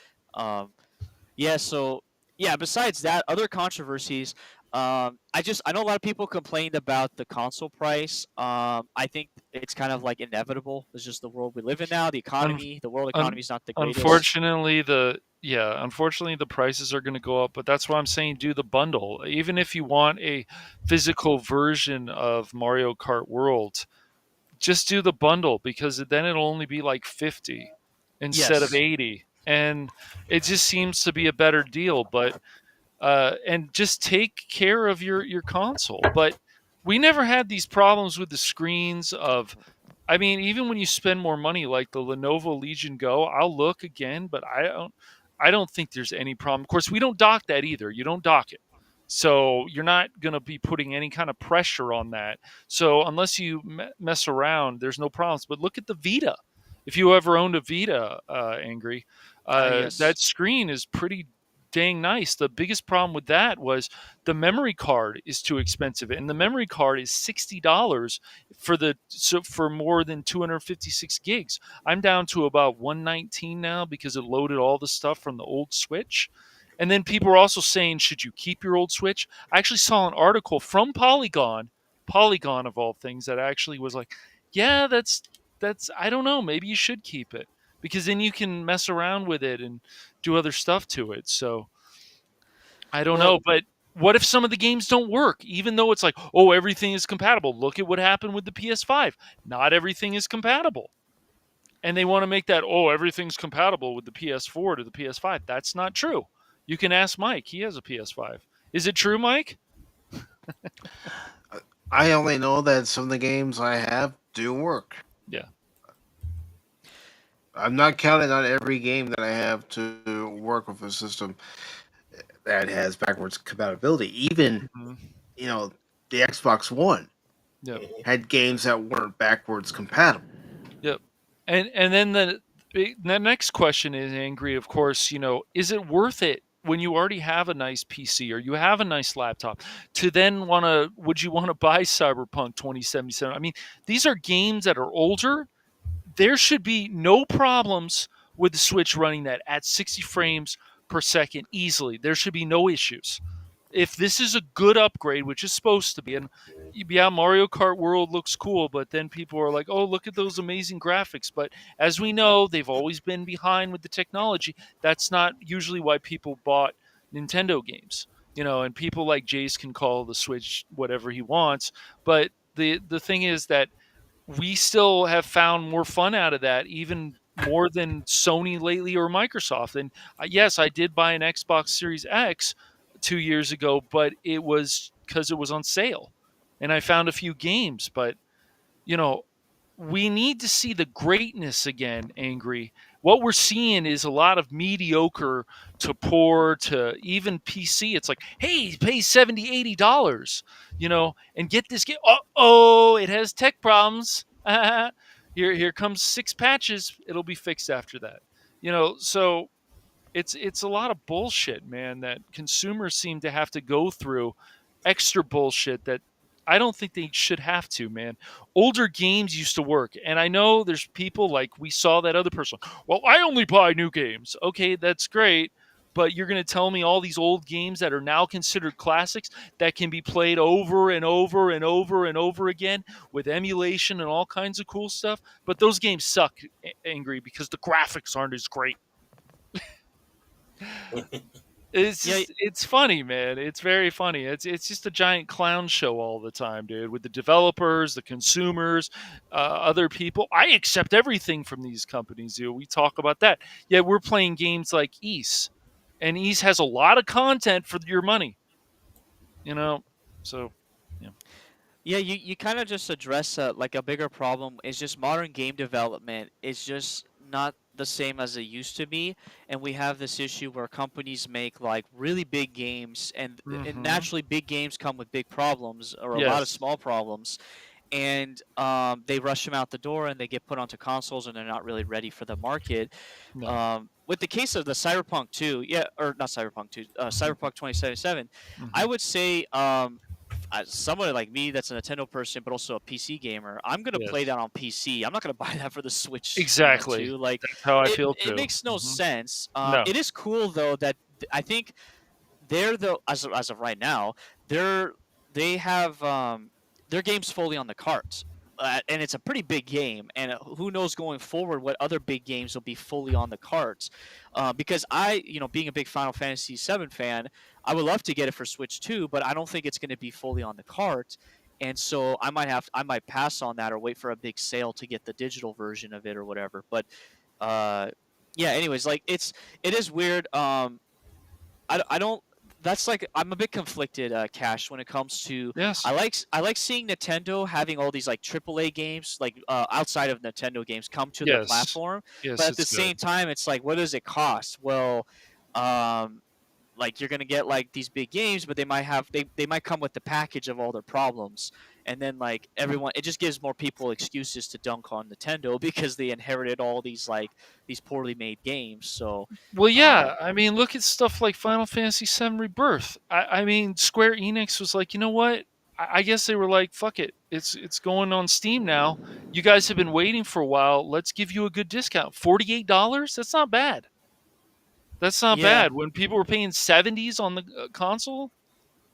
Yeah, and that's like a separate issue because Hmm. Square they got their balls held by Sony, So like they I couldn't think really. that's true. I really Yeah. believe that. But Square has their own problems too. Look at what happened with the remake with Dragon Age. It was actually censored.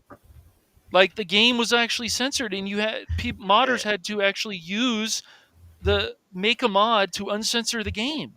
That's And such a that brings me yeah. to the next topic I wanted to discuss with Angry tonight was your viewpoint on censorship in games. hmm What a segue. hmm Do we lose him? You there, AC? Oh, oh, I don't know what happened. He could be there, but he could be having the same I issues that we've all had with yeah. Max. I With the hope mic. he's pro Tifa. Got to be pro Tifa, man. Don't disrespect Tifa. Yeah, Wow. his mic just disconnected. Mm, Dang There's it. a message from Evie Max. So Can you hear yeah, me now? Evie Max. All right. Yeah, I Yes. can hear you there we now. go. Okay. It gave you the same Yay. than us before. Oh, I was scared there. I was Evie. like, what did I do wrong? I was ready to answer Cash. No, and then- no. I wasn't gonna mute you. See, Um, it was a topic of censorship, so we censored you. That's what it felt like. Yeah. The timing on that was perfect. So you're Mike, you're asking about censorship in gaming and like just Mhm. my thoughts on it. Yeah. Your thoughts in general on censorship. So I think there's like two different animals to this. So there is like censorship as in like, okay, they're really trying to hide like some culturally insensitive stuff. Mhm. When I mean culturally insensitive, like in the modern take, like girls in bikinis. That's like just an example Yeah, for I know. kids to watch, right? And then Yeah, there's right. censorship where it's just like they change one word in a dialogue box because I don't know, the localizer had a hard on and wanted to like get in their like Ugh, their yes. non-binary or pronoun or whatever it is, And the way I view it is it's like which one is worth spending a lot of time getting frustrated over. Bikinis. A Yeah. 1 second of like seeing this Mhm. dialogue box and then you never see it again, or the entire game of knowing that this character's model was slightly changed. And I'm thinking of like Dragon Quest 3, for example, or Mhm. the cross was censored in the church. Like that type of thing, where it's like that's actually part of like a major part of the game, and that's Yeah. completely gone now. Yeah. Um, Stupid. I pick and choose what battles I want to fight because I Yes. get kind of frustrated like getting mad at everything all the time where it's like I just want to Right. enjoy the game even if Mhm. there's like a slight censorship to it, but it doesn't like ruin the experience for me. So like if I could give an example, so I'm sure Cash, you're familiar with Vanillaware, the developer. I think I've heard of them. So they made Unicorn Overlord. Oh, I've heard of that game. Yes. Yes, Yes. they've done Dragon's Crown. I have and- that on the Vita. Yeah. Okay, and they've done. There's another one I'm drawing a blank on, but the game I'm talking about is called 13 Sentinels Aegis Rim, and I knew nothing about this game. A buddy of mine gifted the game to me, and I played it on the Switch, and I was like, "Yeah, what's up with this game?" And he kind of gave me a rundown of it, and then I was like, "Okay, cool." And so I started playing it, and there was this weird dialogue that I ran into. It was just like one line of dialogue, and the person said something along the lines like something about like I'm not attracted to like binaries or something like that, and I was like, well, that's a bit weird. But Ugh. then, and I was playing it in Japanese, and when I went back and listened to the Japanese, the person was just the context and you've seen enough anime. It was one of those boys that likes to cross dress because they know Mhm. they can kind of get away with stuff. Mhm. That was what that character type was. It wasn't that they were non-binary in the modern sense of it. That they try to push into like the into our lives right now. It was Right. just that the localizer decided to take a little bit of freedom and translate it as that, and I don't think that was like appropriate. Like because we all understand in Japanese culture they have all these different types of like spectrum people, right? Like there's a chart out there you can find. The chart has like all of the different like types of interesting people, characters in animes and games and whatnot. So Right. that one line of text like didn't ruin the game for me because the game itself is like fantastic, and I didn't really care about that character, even though the character plays like a really good, like a really big role in the game. But it didn't like tarnish the character's image for me. But I really enjoyed that whole game, and that 1 second of seeing that dialogue just didn't really do anything to me. Same thing with Paper Mario Thousand Year Door. Oh, You know, all the controversy about that. Yep. Yes. yeah, and a lot of that was kind of like manufactured because the original version on the original Japanese version of that game has that character as a crossdresser in the Japanese context of what a crossdresser Yeah. is. And I think in the Switch version of the game, it wasn't 100% accurate to the Japanese translation, or not translation, the original Japanese text, but it's very close to what it could be. And I think Yes. they kind of did it justice, even though I don't agree with like those type of people like behaving like that, because I think it's a bit weird. But if Right. they, as when you examine it from a localizer perspective, like, okay, they actually did a better job than the original GameCube version, where they didn't even mention it at all in the original American GameCube version of it. So Right. but Yes. then you have all these weirdos online trying to take it as like a Well, yeah, shining moment for them. because the gamer, PC gamer, all of them, IGN, they all feel the same way about this shit, and it is shit, and it's just stupid. They all want to make it more than it is because in their pea brain minds, is my guess, is they're like, these things have to be changed. That's why there's a number of people out there that want Zelda to be trans. That's why there's a number of people out there that want Link to be gay.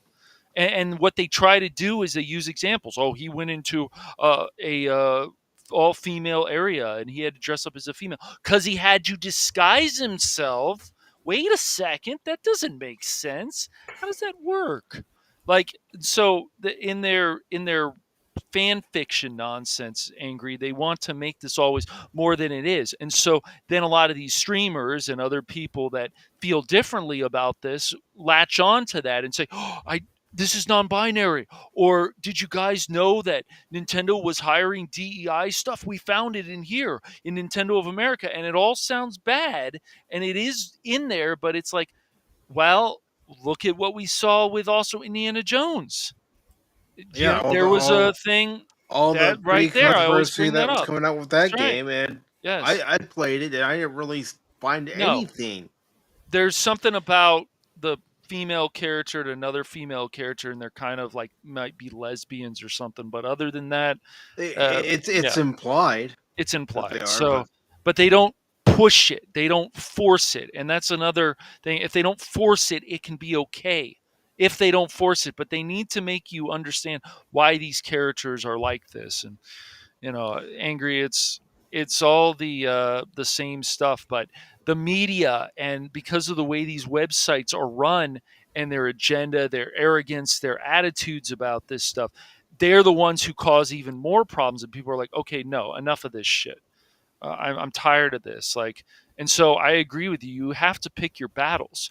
But it was like with the Dragon Quest game, they didn't just change a few things. They changed the body types. They changed. Okay, it's like, all right, that's enough. I'm going to get this game on PC, then I'm going to mod it or whatever. Yeah, he wants them with nice, strong chins. Nice strong chins, the greatest chins ever.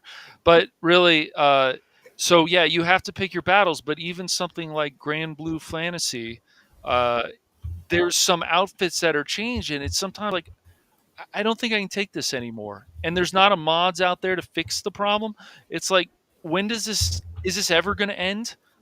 What? Oh, this outfit is really too much. They did the same thing with Bravely Default, Angry. They've done the same thing. It's like, this is too much. This is too much. Okay. Yeah, so there's two things here. So we have an issue. Yeah, otokonoko is the one of the different types of interesting characters in Japanese storytelling, in modern Japanese storytelling. Yeah, so there's two different like problems here, where we have obviously the clear and cut media journalist people trying to like spin their own narrative and whatever. Always.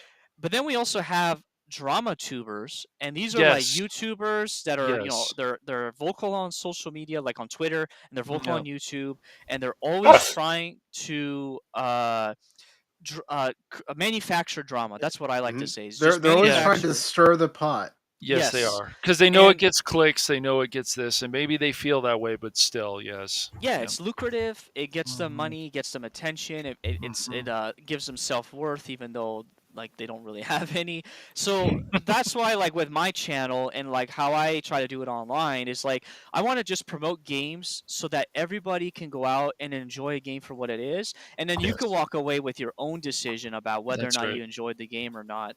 And I just try to be myself and play these games, and I call out people on X or whatever if they're being a bit ridiculous with their takes, because sometimes it's not worth getting mad at 1% of a game if you're missing No. out on 99% of like Right. fantastic gameplay, storytelling, music, etc. If it's like 50% of the game, then yeah, you have a bit more of an argument that like, okay, it's a pretty bad game because of 50%. So yes, yeah, promote all the games. Yeah, because uh, this is my buddy here, Carl. He likes to say that games are made for everyone. You just have to go out there and find that game that is for you. And the best example I can give, and I have to give Cash a lot of credit for this, is the Yeast series. Because I didn't know that game existed, and that is a series that was like made for me. Basically, I love this series. It's a fantastic action RPG series, and I would have never found it if like Cash and I didn't sit down and do that live stream where he showed me the game, and he's like, "Yeah, this is a game, and it's a lot of fun, and I think you'll like it." So I watched it, and I got hooked by it. So if we Don't feed have his ego. Don't feed his Don't- It's too late for that. yeah. it's okay. I'm happy. I'm happy to Kraken's not here. Yep, I'm happy to corrupt people. It's fine. Yeah, so I that's why like Cash and I talk about it all the time, like, and I also tell Carl all the time, like we need to promote games to people, like, hey, go play this game and tell me what you think about it, and then they can have a like an authoritative take on it, instead of like I want to make money off of a game, so I'm just going to give like some shallow takes on it and make a couple videos off of it, type of take. I get like the manufactured drama is like really starting to get to me, and the Angry Yes. Canadian is really going to start becoming more angry on X these next couple like months, for example. So So, um, Cash, you better settle it. All Well, right. I'll try. again, for the people that wanted to buy the Switch too, you had the money. That's what you want. You worked hard for that money. Then buy it. I'm not Mhm. gonna shame somebody for buying a console that they want. No. Mhm. That's what Jace will try to do. And by the way, and hello Lorenzo and Lady Mist. Yes, it is good to see Lorenzo, Sleestack, and Lady Mist. We also have Pope Carl Mm-hmm. of RNG. Good to see you. one thing oh man, I had a train of thought and I lost it about what Cash was saying there, but yeah, it's just I just want to promote games to everybody. Like, hey, come watch me. Like right now, I'm playing Turok Evolution, and I'm not like a hardcore Turok fan, but I've always had an interest in it. And man, that game is something else. Like, I don't know how I feel about it right now, but it is like a very unique game, and it's something that people can see and they can be like, okay, that's a cool game, or it's not a cool game. Mm-hmm. Same with like some of the JRPGs that I play and stream. It's just like I want people to see this, and then they can decide like, hey, this looks fun or it's not fun. And because I appreciate a good game review, and we don't have a lot of channels that do that. And I'm not trying to be a reviewer. I'm just trying to show you the game, and then you make your own Yeah, decision. you're trying to bring attention to a game that you think is worth buying and playing and putting your time into. Yes, and I like how like you do it, Mike, and Cash does it too, where it's like you guys just play a game and then I can go watch it and see if like it's interesting or not. So uh yeah, like one of my favorite game reviewers, his name is ACG. I don't know if you guys know who that is. Mm-mm. ACG. No. He's very he is not like a political, like he's not part of the whole like drama tubing. He just takes a game, he reviews it, and he gives like his honest opinions on it, and he mostly focuses on the technical side of the games. He will dabble with the storytelling type of stuff, but he will talk more about the technical, like for PC gaming or console or whatever. And recently I randomly found an action RPG.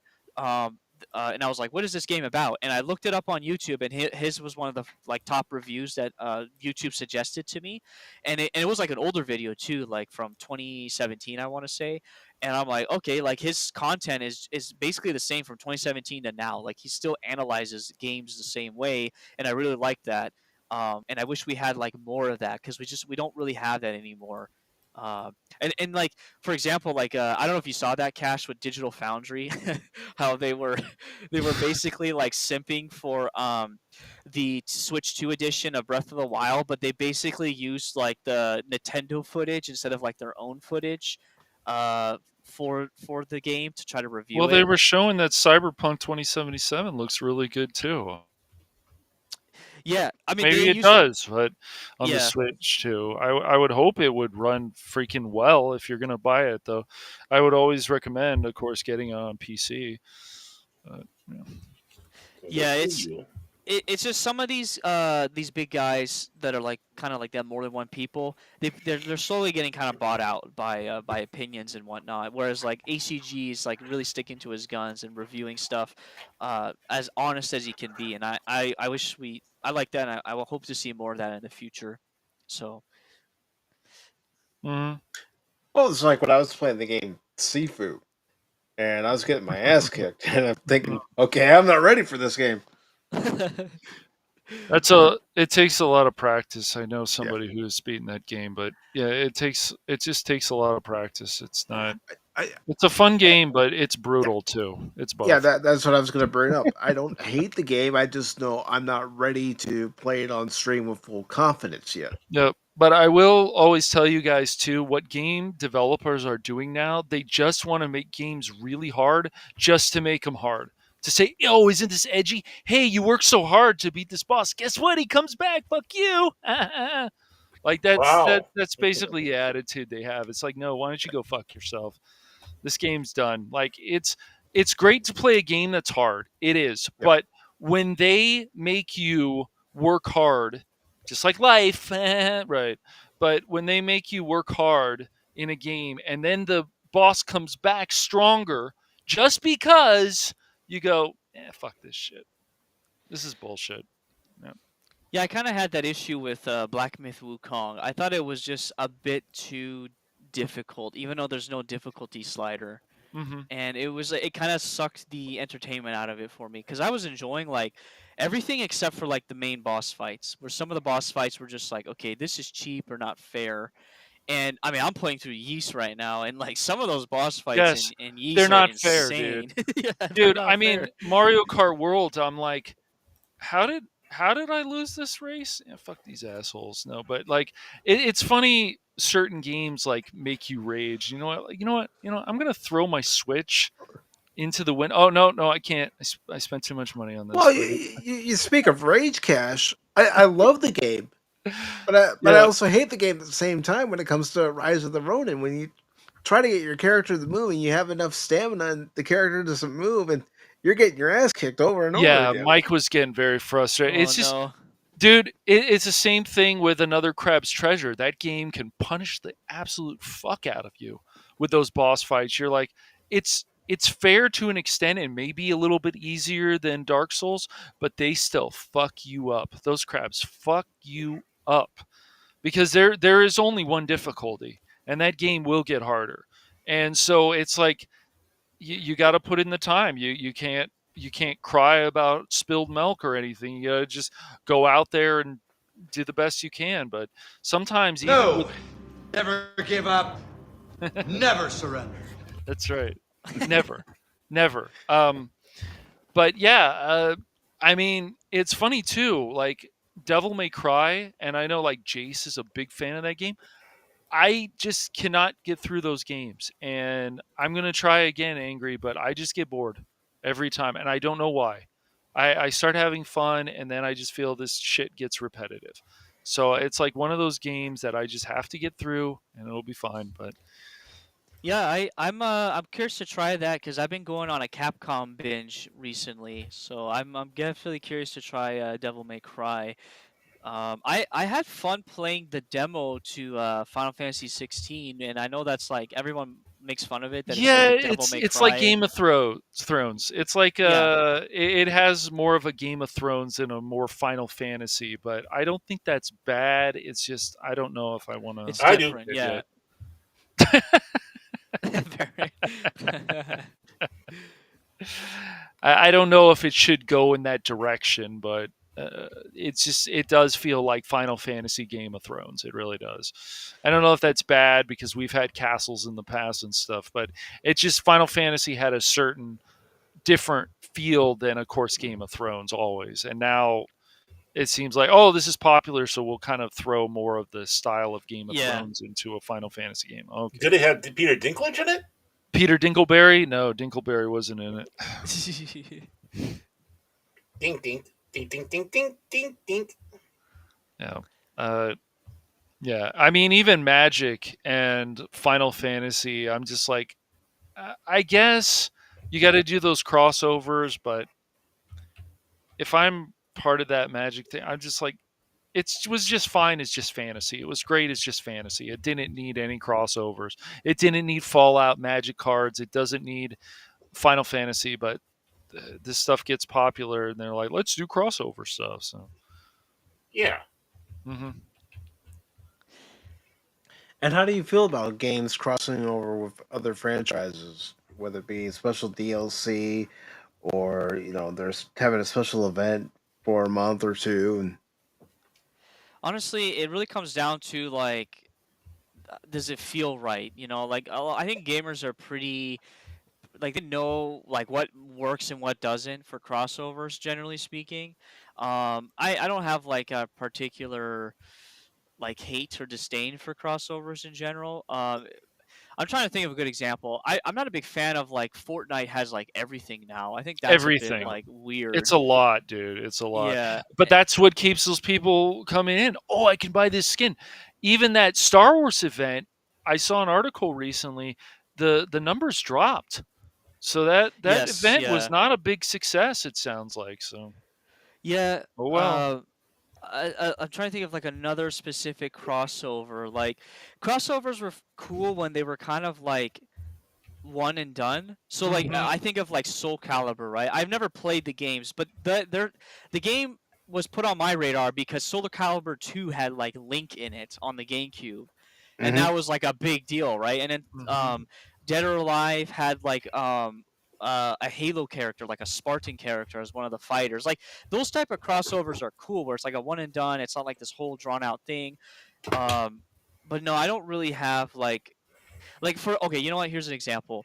So apparently, because I woke up this morning and I was trying to like catch up on some gaming news, and I saw that the new Sonic racing game, they're just like throwing everything and the kitchen sink into this game now with all these characters. So like Dang. from the face Mhm. value, I was like, okay, this is a Sonic game, so it's gonna be Sonic characters. And then I wake up and I see that they're adding like Yakuza characters, Persona characters, Oh because my they're all gosh. Sega characters. Sega, right? Yeah. Yeah. And I'm like, okay, Sega! Well, now I we're mean, you getting can. Don't you want to play as the dolphin though in like Mario Kart World? Because you can now. You yeah, can because ride a that's dolphin. like that's a Mario character, yeah. Right. It Now is in the game. Yeah. I Mhm. will try. I will be honest and say like when Link came to Mario Kart 8, I thought that was pretty cool. But Yeah, at the that end is of the day, cool. I'm like, okay, this is supposed to be Mario Kart, not Nintendo Kart, and Oh yeah. I Yeah. like to have things separate, you know. So Yes. Yes. Mhm. yeah, that's like, but I'm not like super like crazy about it. Where it's like I need to. I don't like to segregate stuff. You know, we don't live in that time period anymore. No, but you still want to have the Mario characters in a Mario Kart game. If there's something Zelda themed, you want all those characters in that particular game. Yeah, Nintendo has released, Smash Brothers, for example, where you have anybody and everybody from different franchises, and not just Nintendo either. Yeah. Yeah, and that works really well with the exception of like Metal Gear Solid. It's just like what is Snake doing in this fighting game? Like that's a bit weird, but oh well. Colonel, Yeah. this is Snake. I'm fighting Mario. Make sure he doesn't get a mushroom. Snake. Snake. Mm, Uh. mushrooms. Yeah. It's just So is this going to be like an all new Sonic game then, or is it going to be like the other racing game, or are they just this is going to be an all new one, or are they Oh, just this is an all remaking new it? racing Oh, game. It's okay. it's an all new one with like kind of like new mechanics. It looks like. I need to. Later I'll probably watch some more gameplay because they I guess they revealed some gameplay today, so I'll have to see how Oh, it I'll have is. to check that I've out never then. been a fan of the Sonic racing games. I think they're like They're kind of second fun. class, They're fun though. but Hmm. I like I'm a Sonic Riders fan, which is Hmm. a little bit more technical to play. But yeah, I mean they can be fun. I just something about the controls. It's like you're driving a boat or a box truck. They just it doesn't like react as well that I would hope it does. But I might be being Well, a bit too funny. what do you think about Mario Kart really not having any customization for your cars and your bikes and stuff? Do you think they should?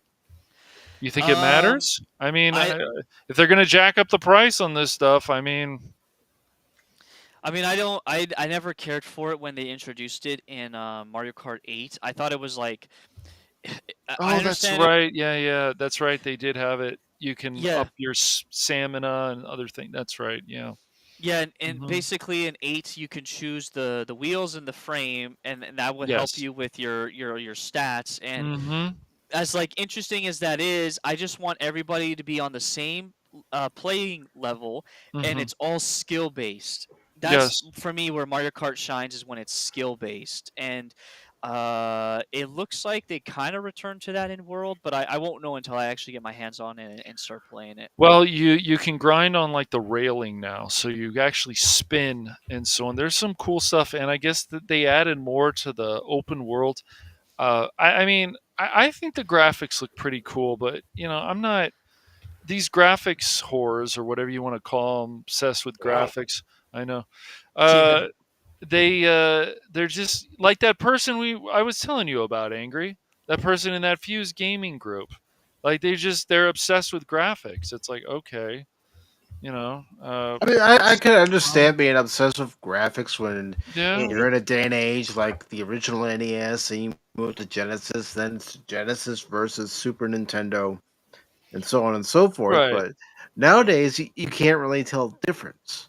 No, Yeah. you can't. And it's like if you think there's like great graphics, it's just but then look at these franchises, Angry, where they've gone. Look at what's happened to Call of Duty. There's modes now where you do like a wrestling thing in a fucking Call of Duty game. Like really? That's the direction we want to go in?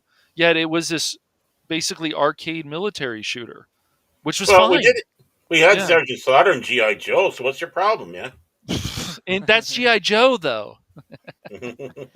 Yeah, I when it comes to like graphics and stuff, it's just it really boils down to art style. And if like the Yes. art style clicks, then you don't really need to have like these like hyper realistic like graphics or whatever. Like I mean like Unicorn No. Overlord and Dragon's Crown, like that art Mhm. style is really good. And all It you need to is. do is have like higher pixelation just so that it looks nice on 1080p screen, and it's fine. You don't need to like That's right.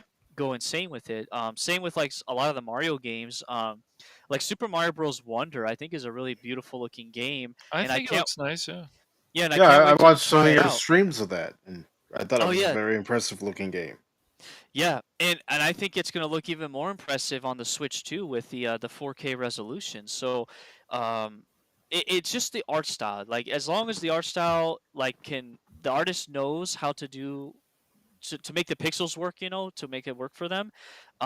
Yeah, you don't need to have these hyper realistic graphics and whatnot. So for every single game. No, you don't.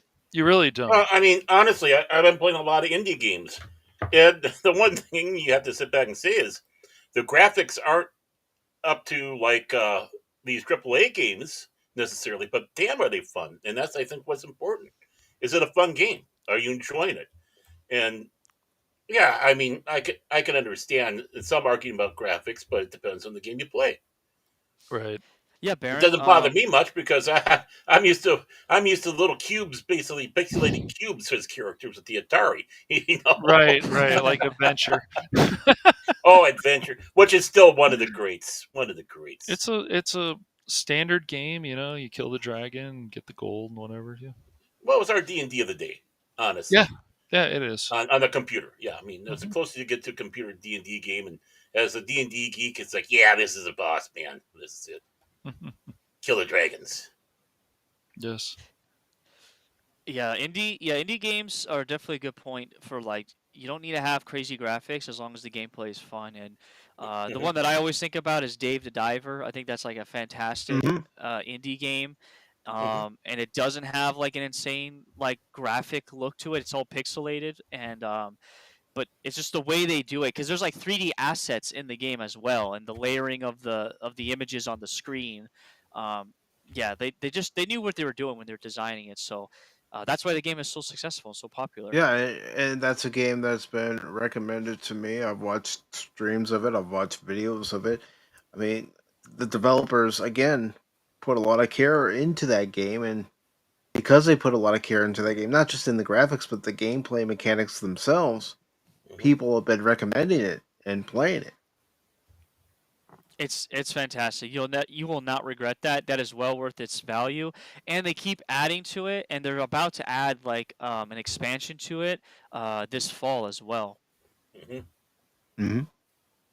And people are looking forward to that expansion. I mean, even before we started, I was watching the Summer Game Fest to see what games are coming out. And some games, and I'm like, okay, that looks interesting. And other games, it's like, I need to see more before I make a decision.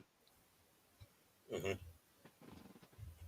That's why it's fun to watch people do their games. It's like you get an Hmm. idea. It's like it's better than someone doing a review. If you watch someone playing the game, you actually see what's going on, and they'll sit back and say, "Yeah, this part is here," and you can see it. The reason why it's not shelling, you know. I mean, Angry, you came by when I was playing the Tomb Raider trilogy, the more recent one, especially when I was playing Rise of the Tomb Raider. And Yep. the fact that you can stream particular games and get an audience, I'm sure you've seen an influx of people when you've streamed certain games. Yeah, it's interesting. You never know who's going to show up when you just turn on a game and start playing it. I mean, as you can tell, I play a lot, like a wide range of different games, and I've always had like just random people show up and be like, "Yeah, I remember this game. It's a lot of fun," or "This is really neat," or like new people or whatever. Like, you just start streaming a game and people will show up. The whether the algorithm helps Hmm. you or they just look for it in themselves and they find you. So, it's it's really interesting. Yeah, because it's interesting to see that some people are streaming games that are 40 years old, basically, and people will come Hmm. by. But you also have people streaming games that are only 10 years old, and people are still coming by because they enjoy the games. You have the Hmm. Arkham Asylum trilogy being one. Alien Isolation comes to mind as a game that will grab people's attention. The Mad Max Mad game, Max. I don't know if you've ever played that, but that gets people to come by because Yep. they enjoy the game so much. Yeah, it's. I mean, like I said, it could be algorithm or it's just people are actually out there searching to watch something, and Yes. they will find it if you're out there providing it for them. Hmm. Hmm. And that's what you have to do. You have to provide it for them. You at least have to engage the audience and say hello to them. I know Hmm. for some people it's not easy to do commentary while they're playing games, Hmm. but Especially Yeah. intensive ones. yeah. But I do think it's important that you engage with your audience. Always. Always. It's something I've had to learn. I mean, I'm sure you've seen an evolution in yourself interacting with people in your chat. Yeah, From you just learn. You have to learn on the yeah, fly, actually. yeah. There's no manual to it. There's no one way to do it, but you do have to engage with the chat. The big thing is just try to do it as yourself. No, don't Mhm. try to be anything other. Although some people have been successful creating a character and a persona that they Oh yeah. portray Yes. on screen. Yeah. There's nothing wrong with that. People have those VTuber stuff and Yeah. different things. People use puppets, all kinds of Mhm. things. Yep.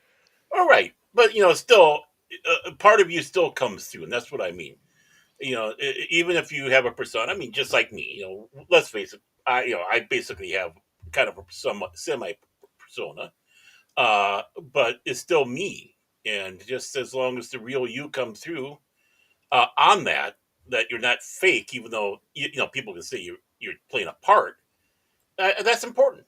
Yes. They can see the real you. They can see you're not BS. Uh, Even if you're using the puppets or having a persona, being a crazy, wild, whatever. As long as you come through, and that's the big important thing. Mhm. Don't be fake. Don't be fake in that way. Yeah. Yeah. The people will see that after a while. And there are a number of YouTubers out there who are fake. It's just the way that they talk, and it's like, this doesn't sound right. Yeah. No, but what I'm also saying to folks who may not know a lot about Angry's channel is you go to his channel, he's real, he's genuine. Yeah. Yes. Just being And that's what's myself important. and playing games. That's right. Mhm. A grown man playing games. Jiminy Crickets. Come on, people. What does this world come to, Baron? I know. I know exactly. But it's our hobby. It's what we like Yep. to do. Yes. Mhm. Some of us have never stopped playing games. And why should we? I mean, the arcade games when they first came out, they were aimed for adults. That wasn't Hmm for kids. But obviously, then the kids That's why glommed you on. would find a lot of the arcade cabinets in a bar Yep. back in the day. Yep. hmm And so it's like, well, if it was good back then, why should we give it up ourselves now? Or even things like Lego or whatever. We're having fun. We're not hurting any money. It's like, okay, if you don't like it, well, there's the door. Don't Hmm don't hurt. Don't let it hit you on the way out. Don't go away mad. Just go away. Yeah, man. You know, I don't want people to go away from Angry Canadian. I mean, No, you no. look at his sub count right now. He's at 392, and you have a goal of reaching 500 subs. Yes. And I think Yes. Hmm. I don't just think your channel's worth it. I know your channel's worth it to Hmm. subscribe to watch your game streams, to watch your Lego builds, to watch the panel shows that you've done with your friend Carl and Nerdportal and several other people. Yeah, man. I honestly, the 500 count is because I want to get monetized only so that I can have more fun with the. I don't like using the word community, but my subscribers. Hmm. hmm And I just want to be able to see, like, can I take it to the next level with my channel, like doing more stuff with it. So I obviously, like, I'm not out there looking like for handouts or anything like that. Like, if I do get monetized and I can start the channel memberships, then that'd be cool because then I can have some fun with it. But if I don't, then it's like it is what it is, and I'm just gonna keep trucking along. And like I said, it's a hobby channel, so when I have the time, I will contribute to it and Yep. interact with people and come hang out with you guys or other people like so and you know uh, promote stuff and have fun with stuff. What was like This is last year when you invited Cash and I to be a part of the stream that you were doing with Woopah Troop playing the Yeah, the baseball baseball game stream. and having us provide the commentary. That was fun. And Yeah, it you know, was. you asked me to make a commercial for Pop Talk, which I did, and I thought that was a great idea of yours. It, it it's a way we all help each other grow. hmm Yeah, it's that was really fun. I wasn't sure how it was gonna go, but it went better than I thought. Hmm. And just like the four of us having fun and playing that game and yeah, it's just something different, something different Hmm instead of just like the normal stuff. So I like to come up with or think about some creative streams or things events like that. And so That's why recently I've been trying to do like a monthly theme. It's more or less I've adopted that from Pop Culture Mechanic because he always does like a monthly theme for his anime watching and whatnot. Hmm. So I'm trying to do that with games and just kind of roll with it and have some fun. Yeah, yeah. I mean, that is a great idea. I mean, you had your Dino month. I know I was just on Brandon the Anime Guy's channel this past Wednesday, and June is his 80s month for anime. Hmm. So it's nice to have special themes. FKHC 2005, Tim, he's asked me about, having different themes. Yeah, I was part of the '70s month. Made me feel old.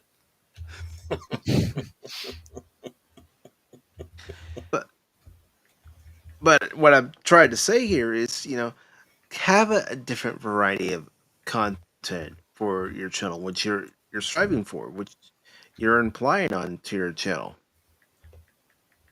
and make it fun. Yeah, if you have a theming or like a branding, I guess you can say for like the month, it what it does is it forces you to actually go and find content for that specific like box to fit in instead of just like kind of throwing whatever at the wall and hoping that it sticks. So, um, like Dino Month is not like super specific, but or like I don't have like a whole lot going on with it. But like Star Wars Month, for example, instead Hmm. of just like obviously Star Wars is a huge like thing you can cover, but what I try to do is I want to cover like specific parts of Star Wars, so that's what I'll focus on. Um, the next month, July, I'm gonna do like kind of like summertime games month or whatever. So Mhm. basically games that I enjoyed as a kid. Playing in the summertime or a teenager playing in the summertime, and that's what I'm going to try to focus on. Um, and then like it kind of helps you to think focus your thinking, your creative thinking into like a single type of theme and like focus on it. So like and also and I do this not only on my channel but I do it like in my personal life. So for Dino Month, I actually recently found the trilogy for Jurassic Park but like the DVD release. Yeah, um Hmm. so I saw that post of yours. yeah, and it comes with a bonus disc that is like behind the scenes type stuff, and I like behind the scenes for like these movies, especially like my Hmm. favorite movies. So my goal is actually today I'm gonna sit down and watch the first movie on DVD all over again, and just like get into the atmosphere of like my Dino Month. I like Jurassic June. I think that sounds better, but somebody else already coined that, so I'm not gonna take that. So, um, but yeah. So anyways, like watching dinosaur movies outside of playing games. My goal is this month to also show my wife Dinotopia because I like Dinotopia a lot. Hmm. Um, Hmm. specifically the 2002 miniseries that was like 3 parts. Um, so I'm gonna and I wanted to play the game. I don't know if you guys know there was actually a video game made. There was actually two of them made for Dinotopia, a GameCube one and a Game Boy one, Game Boy Advance one. And so I wanted to play the GameCube one, but I won't have it in time. So Turok is what I'm playing, and besides that, I might revisit some other dinosaur related games on my off time, but just trying to really dial in on like a theme and having fun with it to kind of like not distract yourself, but to remove yourself from maybe some drama and stuff that's going on around on the internet or whatever, Hmm. and kind of like energize people to have fun with it a little bit too. Yeah, because if you're having a themed month for games or themed month for movies, whatever it may be, and that is different from what everyone else is doing. Talking about the same topic that channel over here is talking about, and channel over there is talking about. It's like, no, hey guys, come over here. You want a break from that? Come over here and join me for my game stream during Dino Month, or you know, a new Pokemon game comes out, and you want to play that, and then you decide, why do I have a whole month where I'm playing different Pokemon games to show the evolution of the series? Yeah, Hmm. yeah, and as long if you're being like genuine about it and you're just having fun, your content will become evergreen content on its own. Like if you don't try to focus on making evergreen content. It kind of does it on its own. And so if you do these themings, that kind of helps with it. Like it'll make it like an evergreen type of content. Hmm. So yeah, Dino Month. Yep.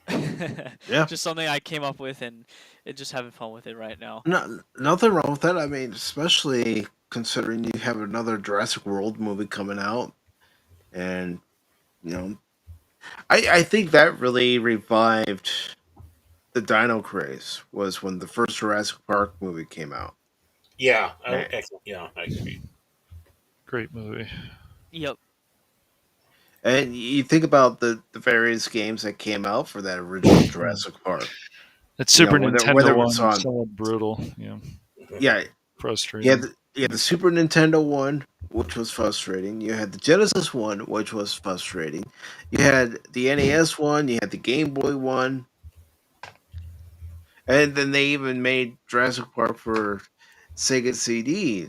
And you're thinking back now, the original Jurassic Park was released in '93. Here it is, 2025, and it's still going strong. People are still going to see those movies, and people want to play games based on those movies.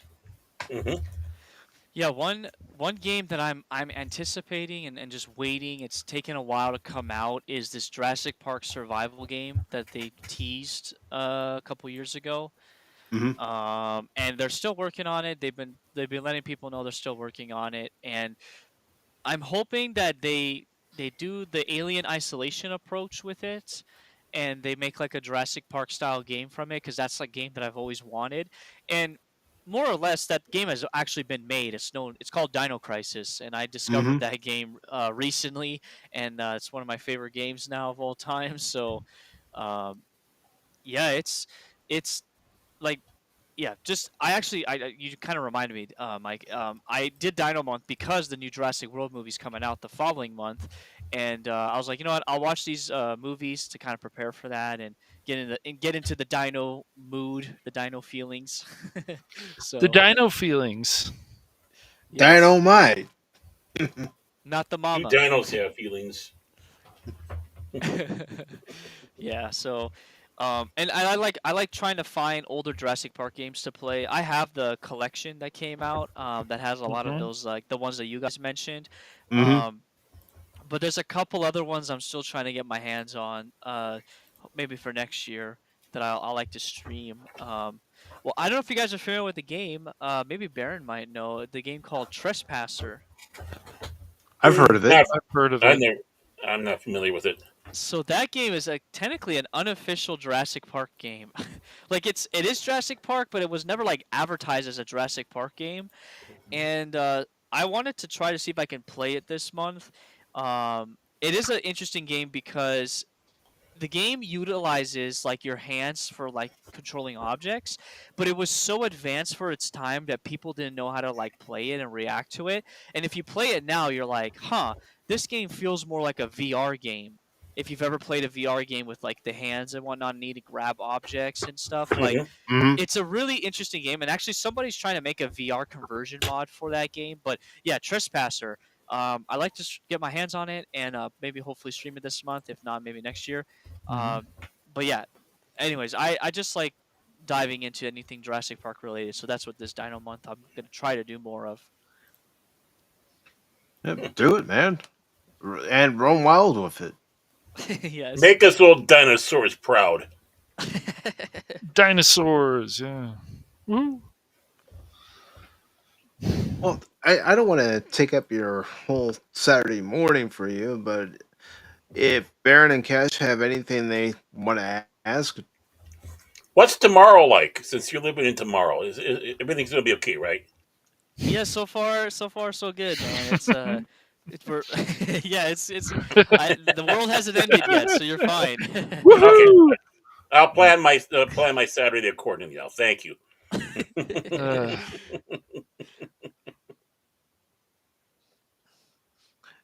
Cash?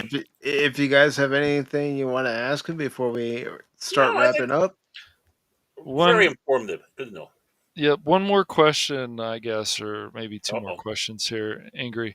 What? what fast food places have you seen over in Japan besides, I'm guessing KFC, obviously McDonald's. Um, I guess Burger King might be over there too. Yep, Yeah, he yep. said so. And Yeah, he had mentioned Burger King on the base and Burger King off the base. okay. So you got that.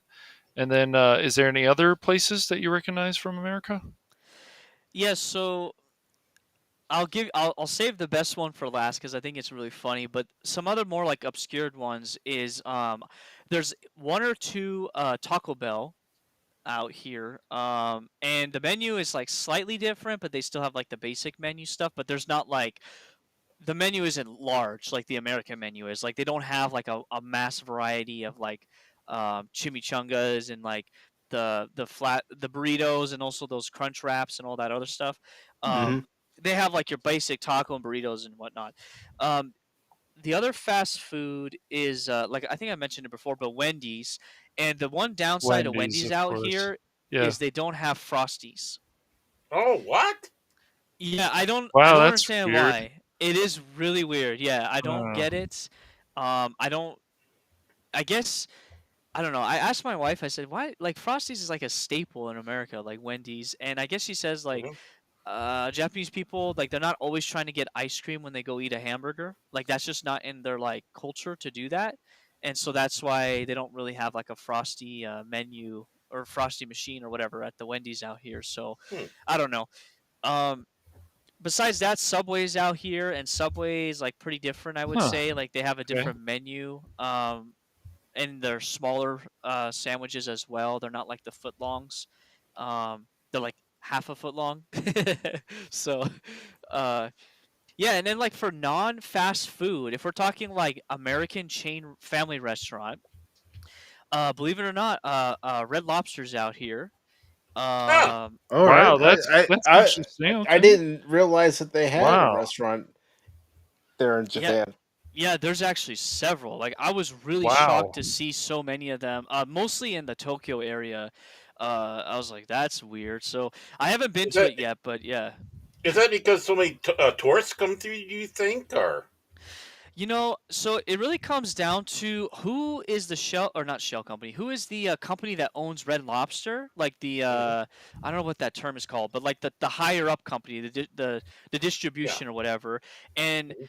how they were able to distribute it around the world, and if they already had a foot in the door with like another restaurant in Japan, that it was easy to bring in Red Lobster. That's like Hmm. kind of like my thinking behind it, but no, because the Red Lobsters I've seen are not in the touristy areas. They're like in the normal like suburbs and like Hmm. small towns where people like where the normal populace live. So, Mhm. uh, yeah, that was interesting. TGIF is out here, and that's pretty cool to go there and get my some ribs, barbecue ribs there.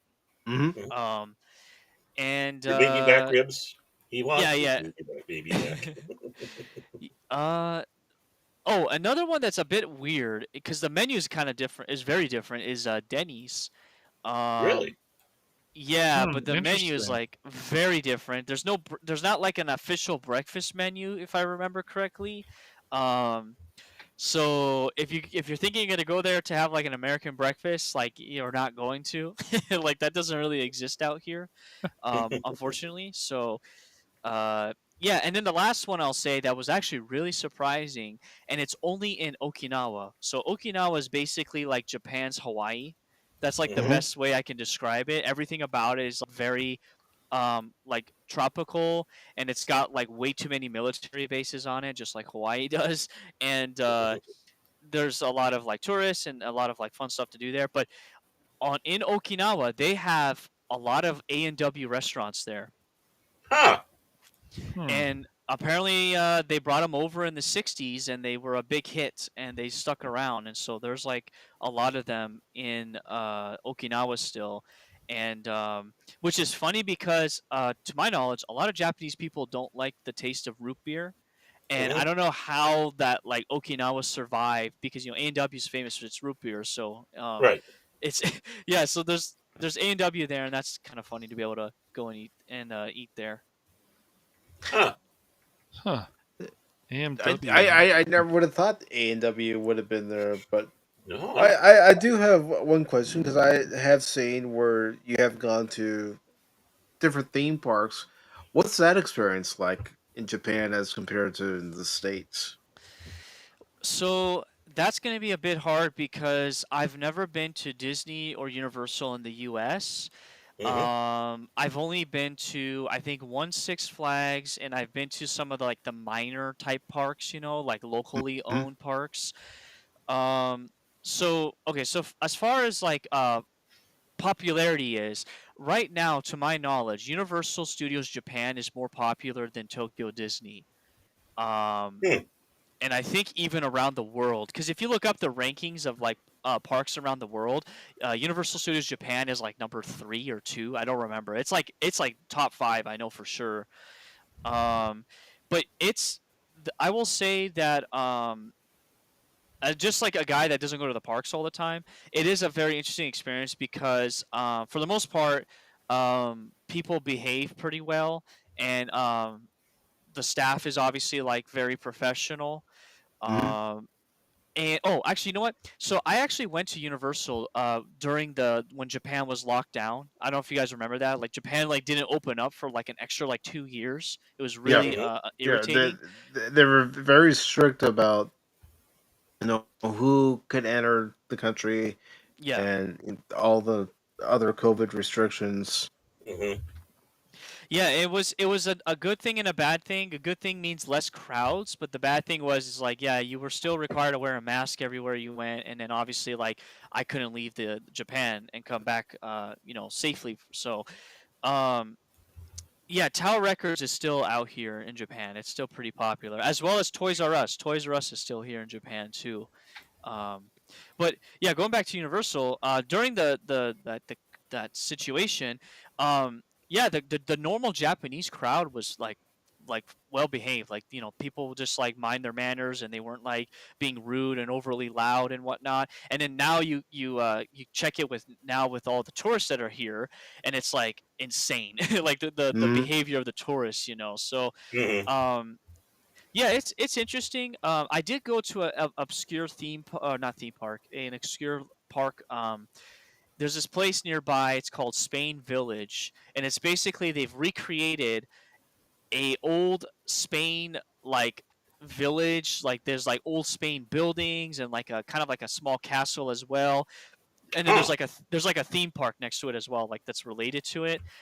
And that place is pretty cool, and it was like it was fun or whatever. But um, yeah, as far as like a unique experience, I have to go to Universal in Florida and to really like understand it a little bit more. So Hmm. maybe that'll happen in the future. But I will say it is cheaper to go to Universal in Japan than it is Florida, I believe.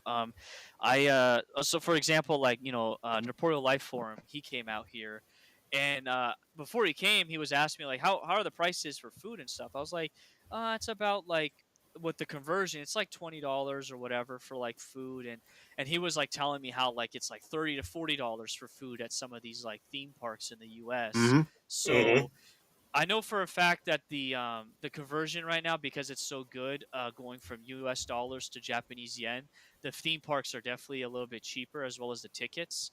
But you are waiting in line for a long time. Like we were standing in line for like over an hour and a half at some points. So Wow. I don't know if that's like that in the U.S., but yeah. Hmm. Eh, Um, the Panda Wannabe has a question for you. Is it tourists or Americanized tourists that are more a problem? it's just tourists in the general sense. I think most of the tourists are Chinese that come to Japan.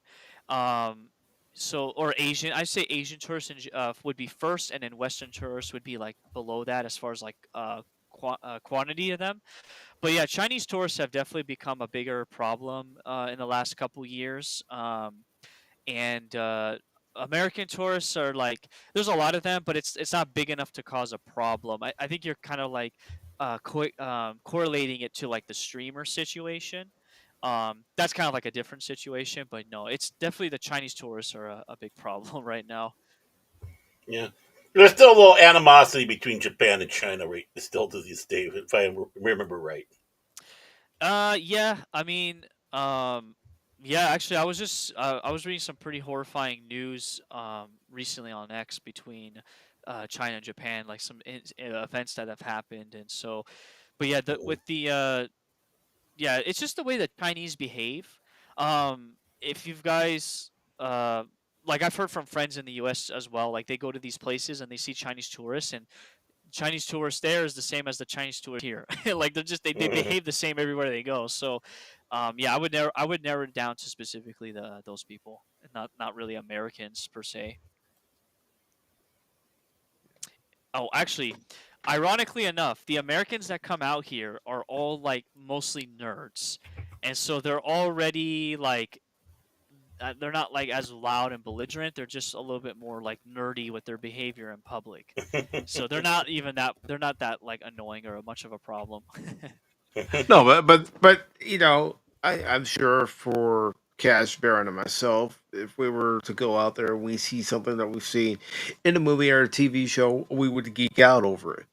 Oh yeah, yeah, that's normal, and it's like it's totally fine. Like there's no problem to it. It's more like when you're interacting with like hotel people, the train people, train staff people, um maybe even police officers or even just normal shop people, right? And you're like Mhm. loud and rude and like not being calm and understanding what they're trying to tell you or whatever. That's when it becomes a problem, and it's like, okay, you guys need to like calm down and just remember you're not in your home country, you're in a foreign country. Exactly, exactly. Understand the house rules.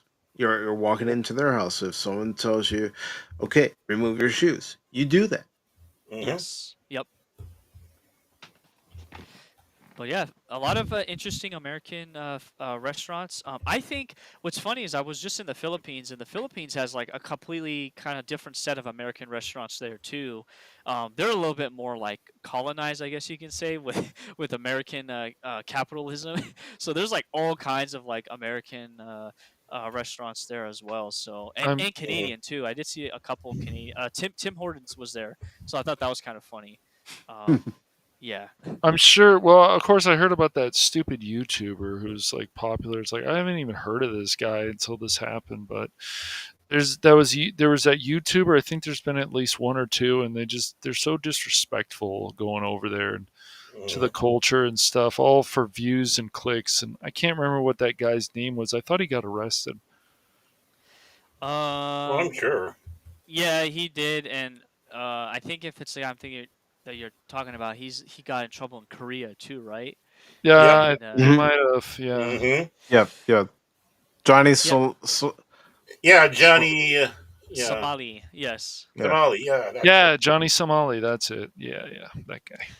And what's interesting is that a lot of signs, or excuse me, a lot of shops now have signs that say like no recording or streaming or whatever. Like if you go around, Mm-hmm. and they're very adamant about that now. And I don't care to do that, but I just think it's like really interesting that like these there's a term they called them, those tubers, like I don't remember the term, but these guys are out there causing havoc. They've they've brought this on everybody else now. So yeah, Mm-hmm. it's a bit annoying, but it is what it is. And Yeah, unfortunately, that's all it takes. It only takes one person to do an act that yeah, hurts they everybody ruin else. everything else. Everything Yep, else. yep. Yeah. It's just go in there and act like an ass and insult people's culture and whatever just for clicks and views and arrogance and narcissism and all that shit. So yeah, it's not right. No. But they don't care. So Well, they'll they're fuck narcissistic. around. They'll fuck around and find out. So that's Mm-hmm. fine. No, but if you go over to a country, that's why you talk to somebody like Angry Canadian, you know, Gray, or even Ginger Ninja, or anyone who's been over to Japan, so you know how you're expected to behave when you get over there. You do your research ahead of time to know how you're supposed to behave when you go over to any country. That's right. Yes. Oh, I do have one question, and you can tell me f off if if you don't want to answer. But are you an expat or and a citizen now, working for citizenship there, or are you still retaining your home citizenship and just living there? I will. I'll definitely say this on record because I'm not afraid to really declare it. But I will never give up my American citizenship, no matter how like crappy America might get, because I still think it's like the best country to come from and to be a part of, Mhm. compared to all these other countries. Yes.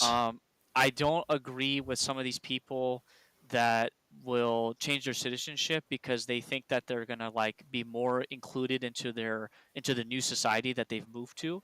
So to answer your question, expat, I'm not a big fan of that term because it means like you're not a patriot anymore, right? Because you're Right. like a, but yeah, I guess you could say I am an expat, but I am not trying to get citizenship. What it is there's different like levels of visas out here, and Mm-hmm. so because I'm married to a Japanese, a local national, I have a spouse visa, and right now I've applied for my permanent residence card, which I think it's like a lot stronger than like the American green card.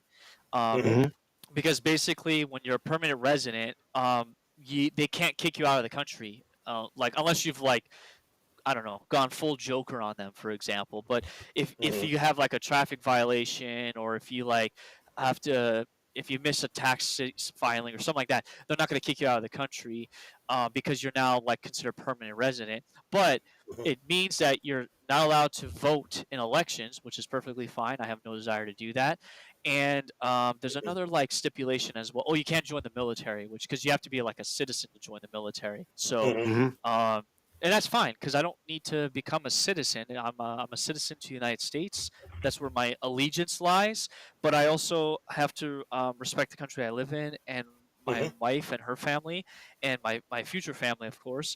So yeah, so that's yeah, expat with a marriage visa right now. So Well, nothing wrong with that. Yeah. No, not at right. all. Something I would do. I would never get rid of mine, but if I went someplace and really liked it, I'd probably try to do the same thing if they'd allow me. Yeah, and it's a bit of a chore to like stay on top of the visa stuff.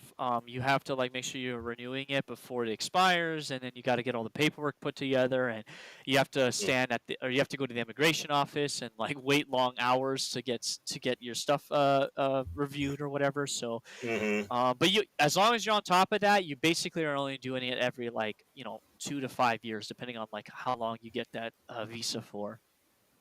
Hopefully, it goes by easy and get a long one. Yeah, well, if I get this permanent one, the permanent resident, you only have to renew it like every 10 years, and it's almost like a ID basically. So, Mm-hmm. yeah, that's what I'm hoping for. And real quick, I want to thank Thomas Chen Bucks over on Rumble for following the channel. Thank you. Welcome aboard. It's usually more wild than this, but welcome. Uh, Well, tonight we're more serious because we've got a guest and we want to hear from our guest.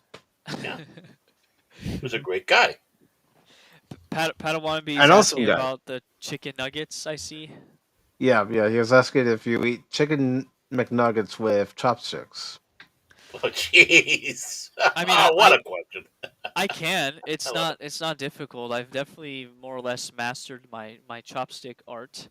Um, but I still eat it like just with my fingers, and also yeah, he asked about the barbecue sauce. It's the Hmm. McDonald's barbecue sauce. It tastes the same. Um, yeah, so sometimes if I don't want to get my hands dirty, then yeah, I will eat with chopsticks because it is pretty convenient. So, yep. Now you're making me hungry, man. I want to go to McDonald's right now, but it's a bit too early to do that. I mean, I've noticed that sometimes food becomes a very important topic that we have here. He wants to get his egg McMuffin. That's what he wants. No, Those are I'm a good though. McGriddle fan. Oh, McGriddle, yeah. Ooh, McGriddle. That's my wife's favorite. She loves McGriddles. I used to like it in the big breakfast. Get those flapjacks, hash Oh, yeah. browns, eggs. Oh yes. Yeah, that's if you were to ask me what do I miss from the United States, it would be American breakfast. That's what I definitely miss. I can't blame you for that. Any final questions for our guest? No, No, I think I asked them all. Hmm. I grilled them enough. I'll take the light off of them now. I appreciate it, Baron. I appreciate it. It was. I was getting a bit sweaty here. Okay. Yeah. Well, someone's got to be the bad cop, and that's me. Cash is the good cop. Sometimes depends. Well, this time you are. All right. How about you, Cash? Do you have any other questions you'd like to ask our guests? What game are you really looking forward to, Angry? That's coming out this year.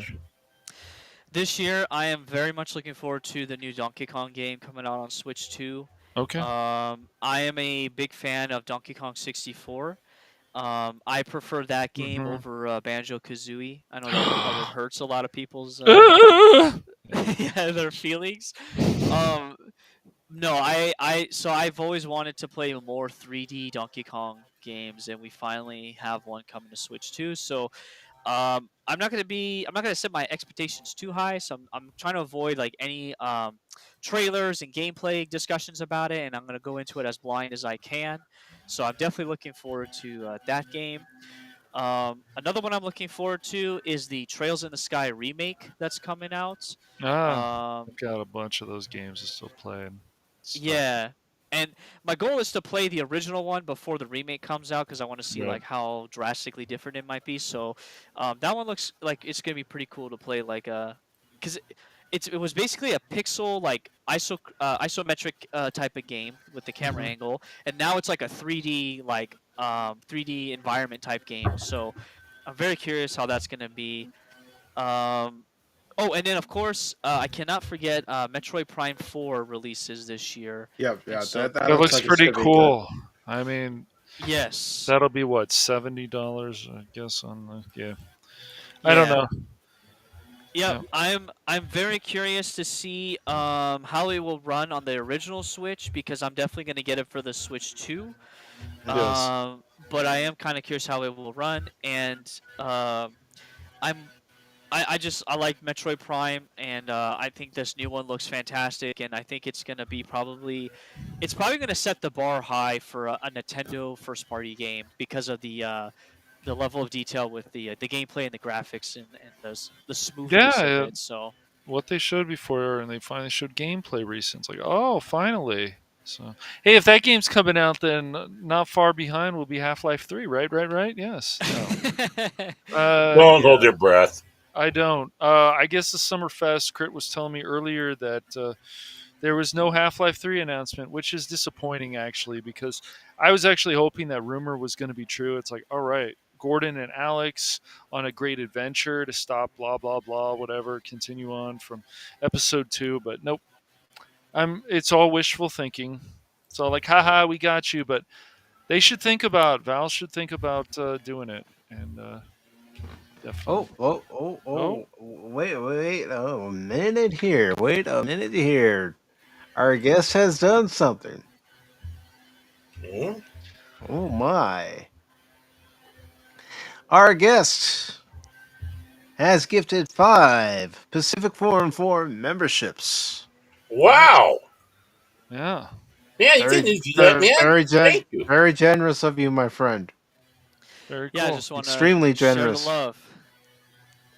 What? I appreciate it. I will read off the names here in just a bit. Let me just play the 4 videos that I have for memberships because they all deserve to be played.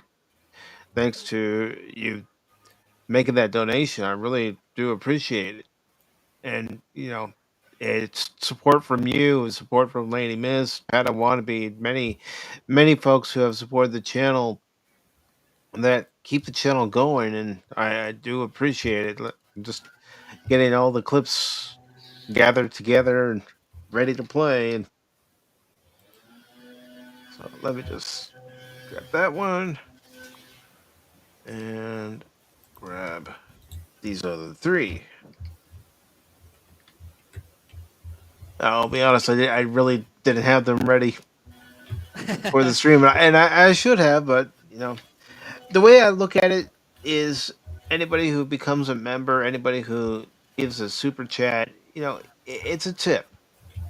It's a tip because they like what you're doing, but it's not expected. I don't want anyone to ever think it's expected of them to give a super chat or sign up for a membership. I just like YouTube doing the memberships is probably one of the best things they've done in a while because it allows like a little bit more creative freedom with the channel to have like emojis and badges and stuff like that. And I just think it's cool. So I want to try to gift it out as much as I can. And I like how there's like the 99-cent option too, or the $1 to $2 option. So yeah, just put emojis in the chat. It's not fair that Twitch gets to have all of that stuff. Like YouTube should have it as well. Yeah, all these Amen. platforms should do a version Yes. of that. Yeah. Yes. But those memberships went out to one Phil McCracken, Jason Fox of 540 Studio. Ooh, getting international here from the international crowd. I Mhm. like that. Angry Canadian. Welcome aboard, brother. I don't know how that happened. Yeah, Well, these random things are crazy because it's like, oh, hey, maybe I'll get one this time. Oh, it is it's random. because remember, T-Gab Steve would also give memberships, and sometimes he would Yeah, get it was memberships. weird. It's like how that happened, and it's all supposed to be random. So Glenn Schroeder was gifted a membership, as was Scott Westbrook. He was also gifted a membership. So, because of those gifted memberships and also your generosity, Angry Canadian, I have these 4 clips to play. Of course, we're going to start off with the best one.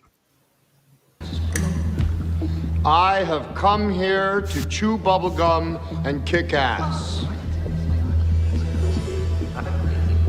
And I'm all out of bubblegum. Now for our next one.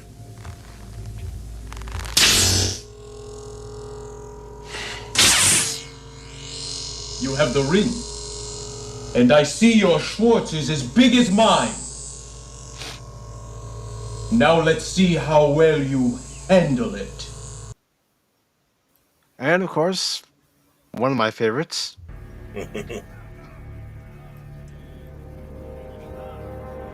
Glory to you and your house.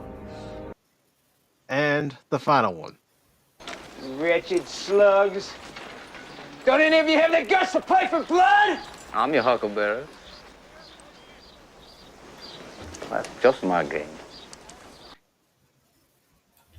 And I don't want to be says, one of us, one of us.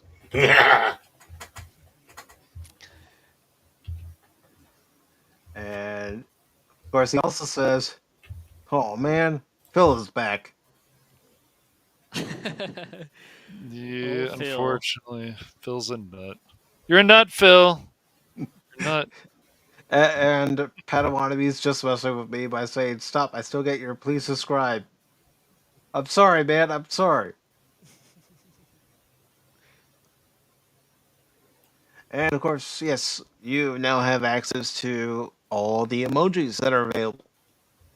I'm thinking about making some new ones, but I want to try to get my internet situation taken care of so I can stream games again. But Angry, I appreciate you coming on and joining us tonight. This was a lot of fun, brother, and I'm glad you had the time to do it. I'm glad we all had the time to do it together. And at this time, I would like you to promote not just yourself, but anyone else you feel is worth promoting too. Yeah, I really appreciate taking time out of your guys' busy schedules and all of the bantering between Baron and Cash. It's always fun to see it from this side. So yeah, and I appreciate the game streams you do there, Mike, and just like you do your game streams. I like tuning in just to see what you're playing and see if it's like an interesting game or not. So like for example, I hope to play the Indiana Jones game in the future. I definitely want to give that a shake. So Definitely do give that game a shot. I know before it came out, there's apprehension because of modern gaming. But when I played it through Game Pass, it's like, no, this game's not bad at all. Yeah, there was that part I got stuck in, and it took me longer than it should have to get through it, but I managed to get through the game, and I still recommend the game to a lot of people, including yourself. Yeah, it'll be fun. I'm looking forward to that. And yeah, so as far as like shouting people out, just you guys, doing your stuff here and promoting. Well, you specifically, Mike, promoting games. Just for those of you out there, just play a game, show people a game. Don't be Mm-hmm. afraid to show people a game, and try not to get drowned into the controversy and the drama online. Just connect with people. Realize that everybody is a human being. Everybody's got their own problems and life issues that they're going through, and just try to be kind to one another, and don't be afraid to call out when you know for a fact that something is not cool. So, um, as far as like promoting, um, just thankful for a lot of people that's helped me on this journey, and I'm hoping to get the 500 subs by the end of this year. Just a goal that I figured I'd try to set. See if we can get to it. But yeah, people like Pop Culture Mechanic, great friend from the beginning, as well as the Reporter Life Form, Jinja Ninja, Wakizashi Tea House. A lot of those guys have been fantastic. My buddy Carl, who's been really helping me to broaden my gaming horizons, as well as like Cash Money here, helping me to show some new games or play new games. Excuse me. Um, but yeah, I just appreciate your guys' time. As far as like stuff I'm doing, like I mentioned earlier, Dino Month is right now, and I'm playing through Turok Evolution. I'm gonna try to finish it in 2 more streams. I'm about a third of the way through the game. I hope I can finish it because some of them levels have been pretty interesting. Um, Besides that, Lego streams. I do need to purchase some more Legos here soon because there's a lot of cool new sets coming out, new Star Wars sets. So some that are already out and some that will be coming out. And my goal is to try to get a few of those this year. Um, I also have some other plans for some other like I said, the Gundam stream I might do. But Mhm. um, next month, July is going to be summertime games month. So my goal is I'm going to play Super Mario Galaxy 2. That's a really fun game that I remember playing as a teenager, and it's been like 15 years since I played that game, so I want to return to it. And then, of course, the Switch 2 Donkey Kong Bonanza game is going to come out, so I want to play that on stream just as like a first impression. I like doing these like first impression streams, so I just play it and see how it is, and then show people like kind of like the opening of it, Mhm. and then you get kind of like my reaction to it, and um, yeah, so there'll be that, and then oh, actually, you know what? For uh, this month, June, when I do get my Switch 2 in hand, my goal is to actually do a tech demo type stream where I want to try out different Switch games and see like is the performance, has it been boosted on these games, like are the frame rates uncapped, and some other stuff. So that will be a like a Switch 2 live demo stream that I'm going to do this month. I'm not sure when because I gotta get the console in my hands first, but um, yeah, that'll be this month. And for the rest of this year, we got some big plans coming up, and I'm not gonna reveal anything quite yet, but some stuff for the channel, and I'm looking forward to seeing what you guys do as well. And oh, I forgot one important person. I got to give a big shout out to Pops. Pops definitely has been a great support, and Star Wars Month or Star Wars Day that he does has been a lot of fun. So definitely got to support the homies and support Pops. Mhm. And Great I know guy. you got, yeah, I know you guys love him too. So preaching to the choir here. So, but yeah, besides that, I like I said, I'm very thankful you guys setting time aside to cater to my schedule because yeah, it's 10 a.m. now.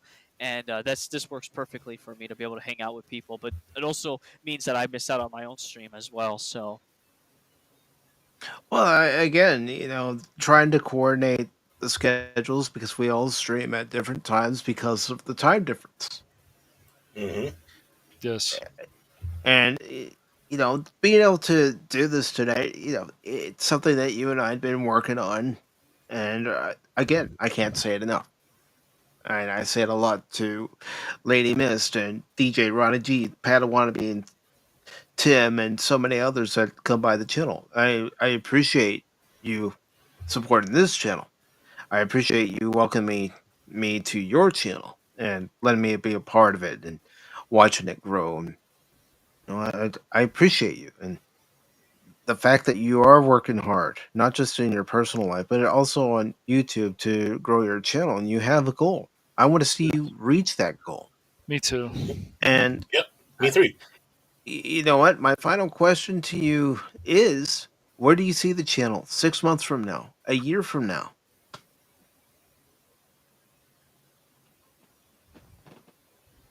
Evie Mux, did you cut him off? Evie Mux.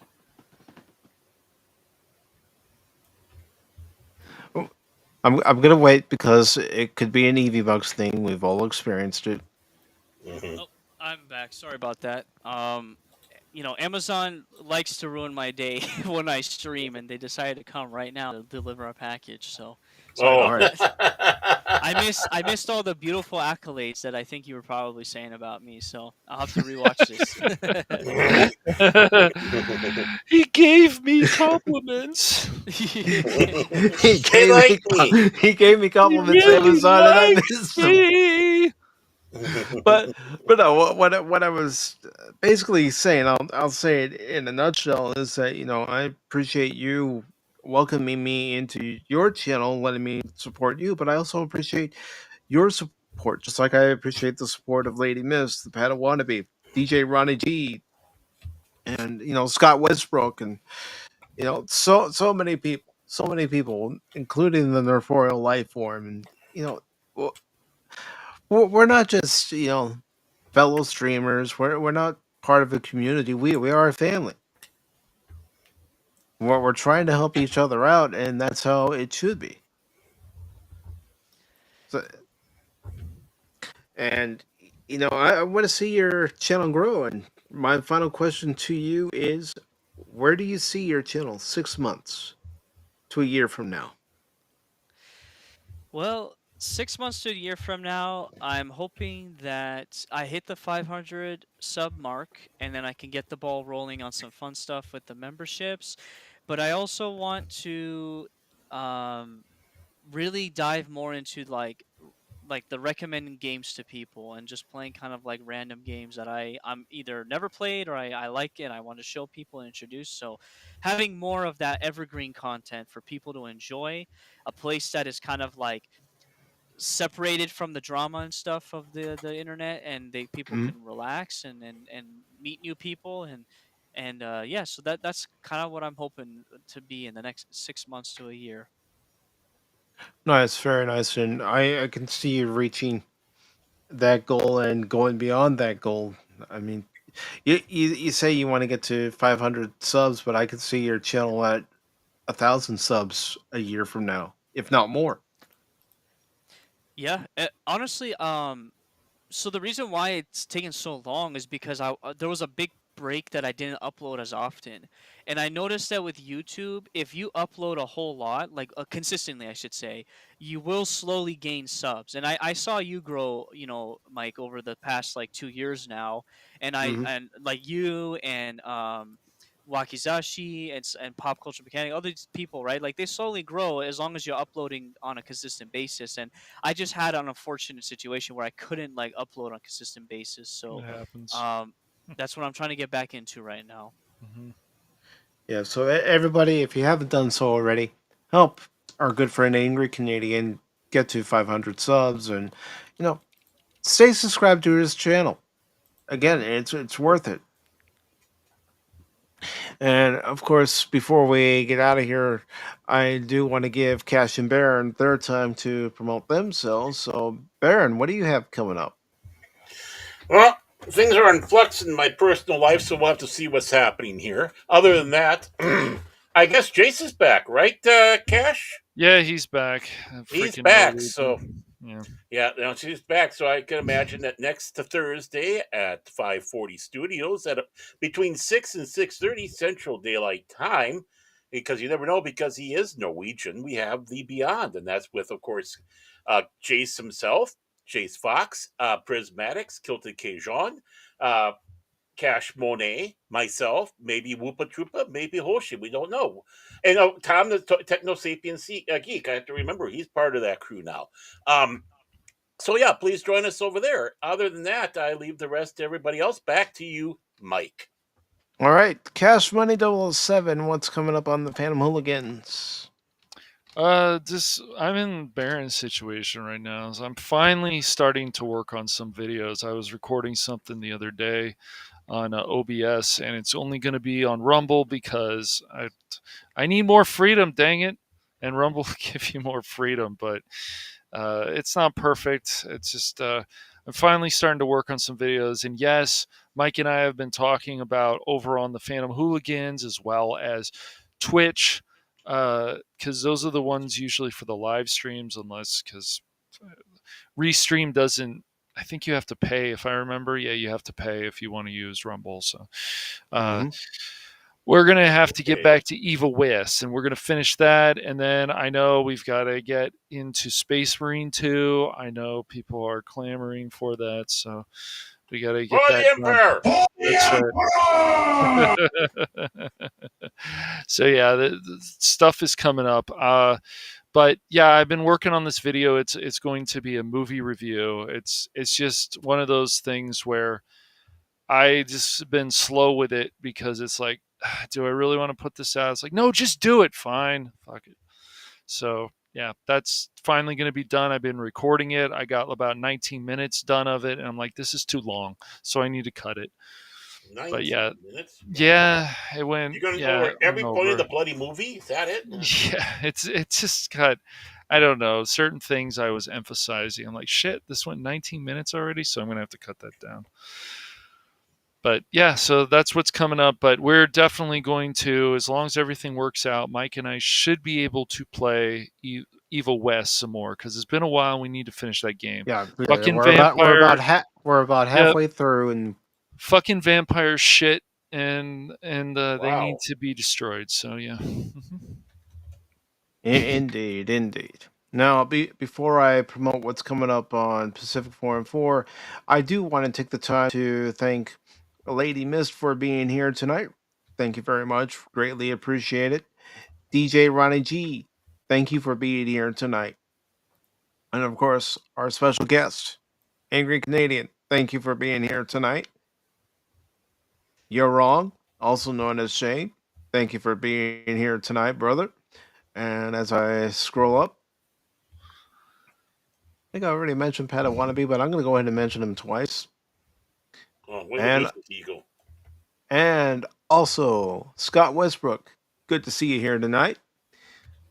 We also had, as I scroll up here, unfortunately with EVMux, it doesn't mark everybody that was here once you put a star next to it, but that's okay. Jason Fox was here tonight. He was also gifted a membership, as was Phil McCracken. And as I scroll up here, I want to make sure I get everybody. Lorenzo Sleestack, good to see you. Also, we had Pope Carl, the 12th of RNG. I'm sorry. Yeah, the 12th. Come on, Mike. And let's see, who else did we have here? Just scrolling up. Mentioned Chase, Lady Mist. Of course, Baron, he was on the panel, but he was also in the chat. I had to say hi to Lady Mist. Well, of course, got to say hi to Lady Mist. Just like we got to say hello to FKHC 2005. There are some who call me Tim.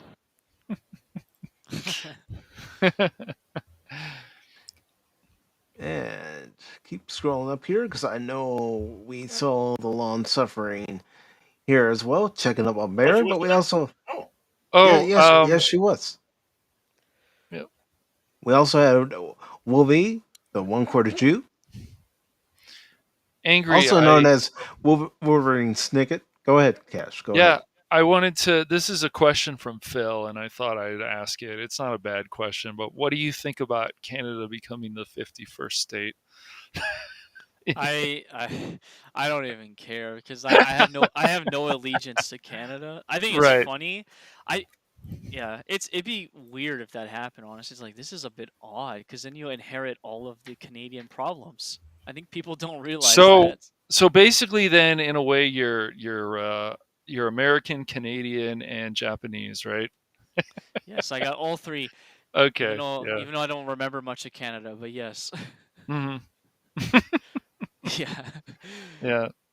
What do you call that? A Neapolitan of just. There you Mhm. go, There you go. Neapolitan. I like that. Yeah. There we go. The angry Neapolitan. What's it we'll call it? Yes. Very good. And of course, Pop Culture Mechanic was here, who says cross checks for everybody. Of course. Be gentle, man. I'm getting older. I don't Wow. recover as quickly. Yeah. Those kids on my lawn. Yeah. And of course, it's always good to see Pops. I know Baron and Pops have been doing several videos together. Yeah, they have. So please go to Pop's channel and check them out. And still scrolling up here. And there she is. There's the one who needs to keep an eye on Baron at all times. Make sure he's behaving. The long-suffering Miss Tagge. And I also want to thank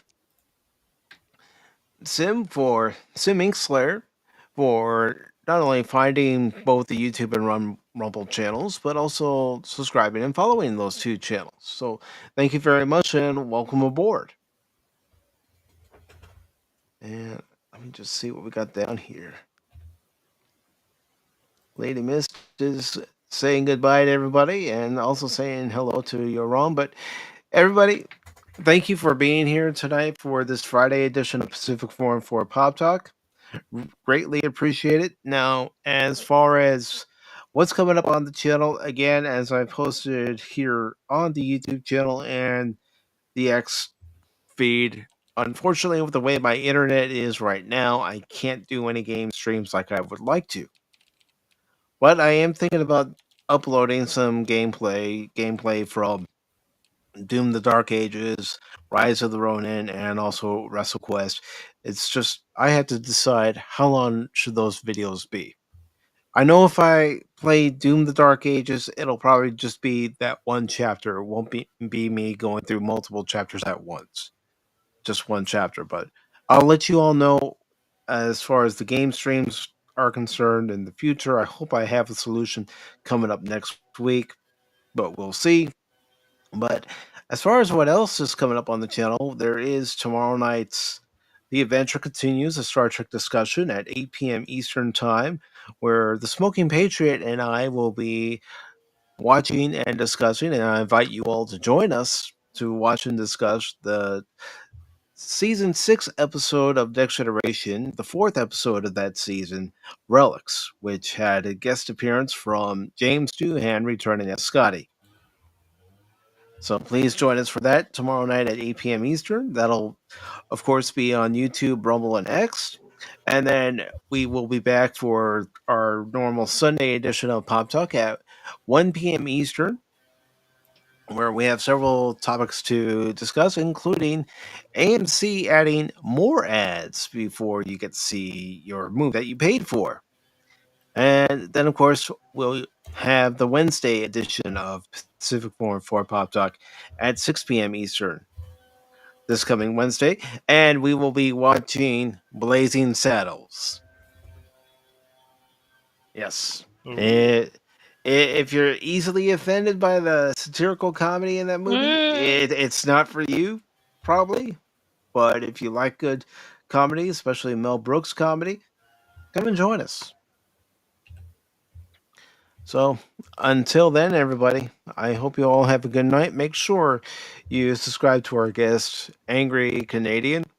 And remember, don't ever give up on me whenever I'm playing a game, because just when you do, you might miss something. Have a good night, all. Take care. Autobots, Bye-bye. transform and roll out.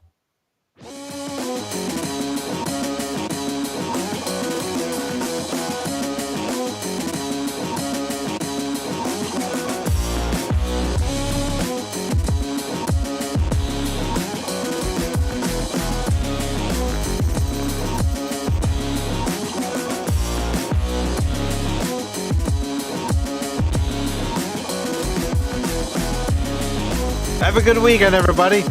Bye-bye. Take care. Don't do anything I would do.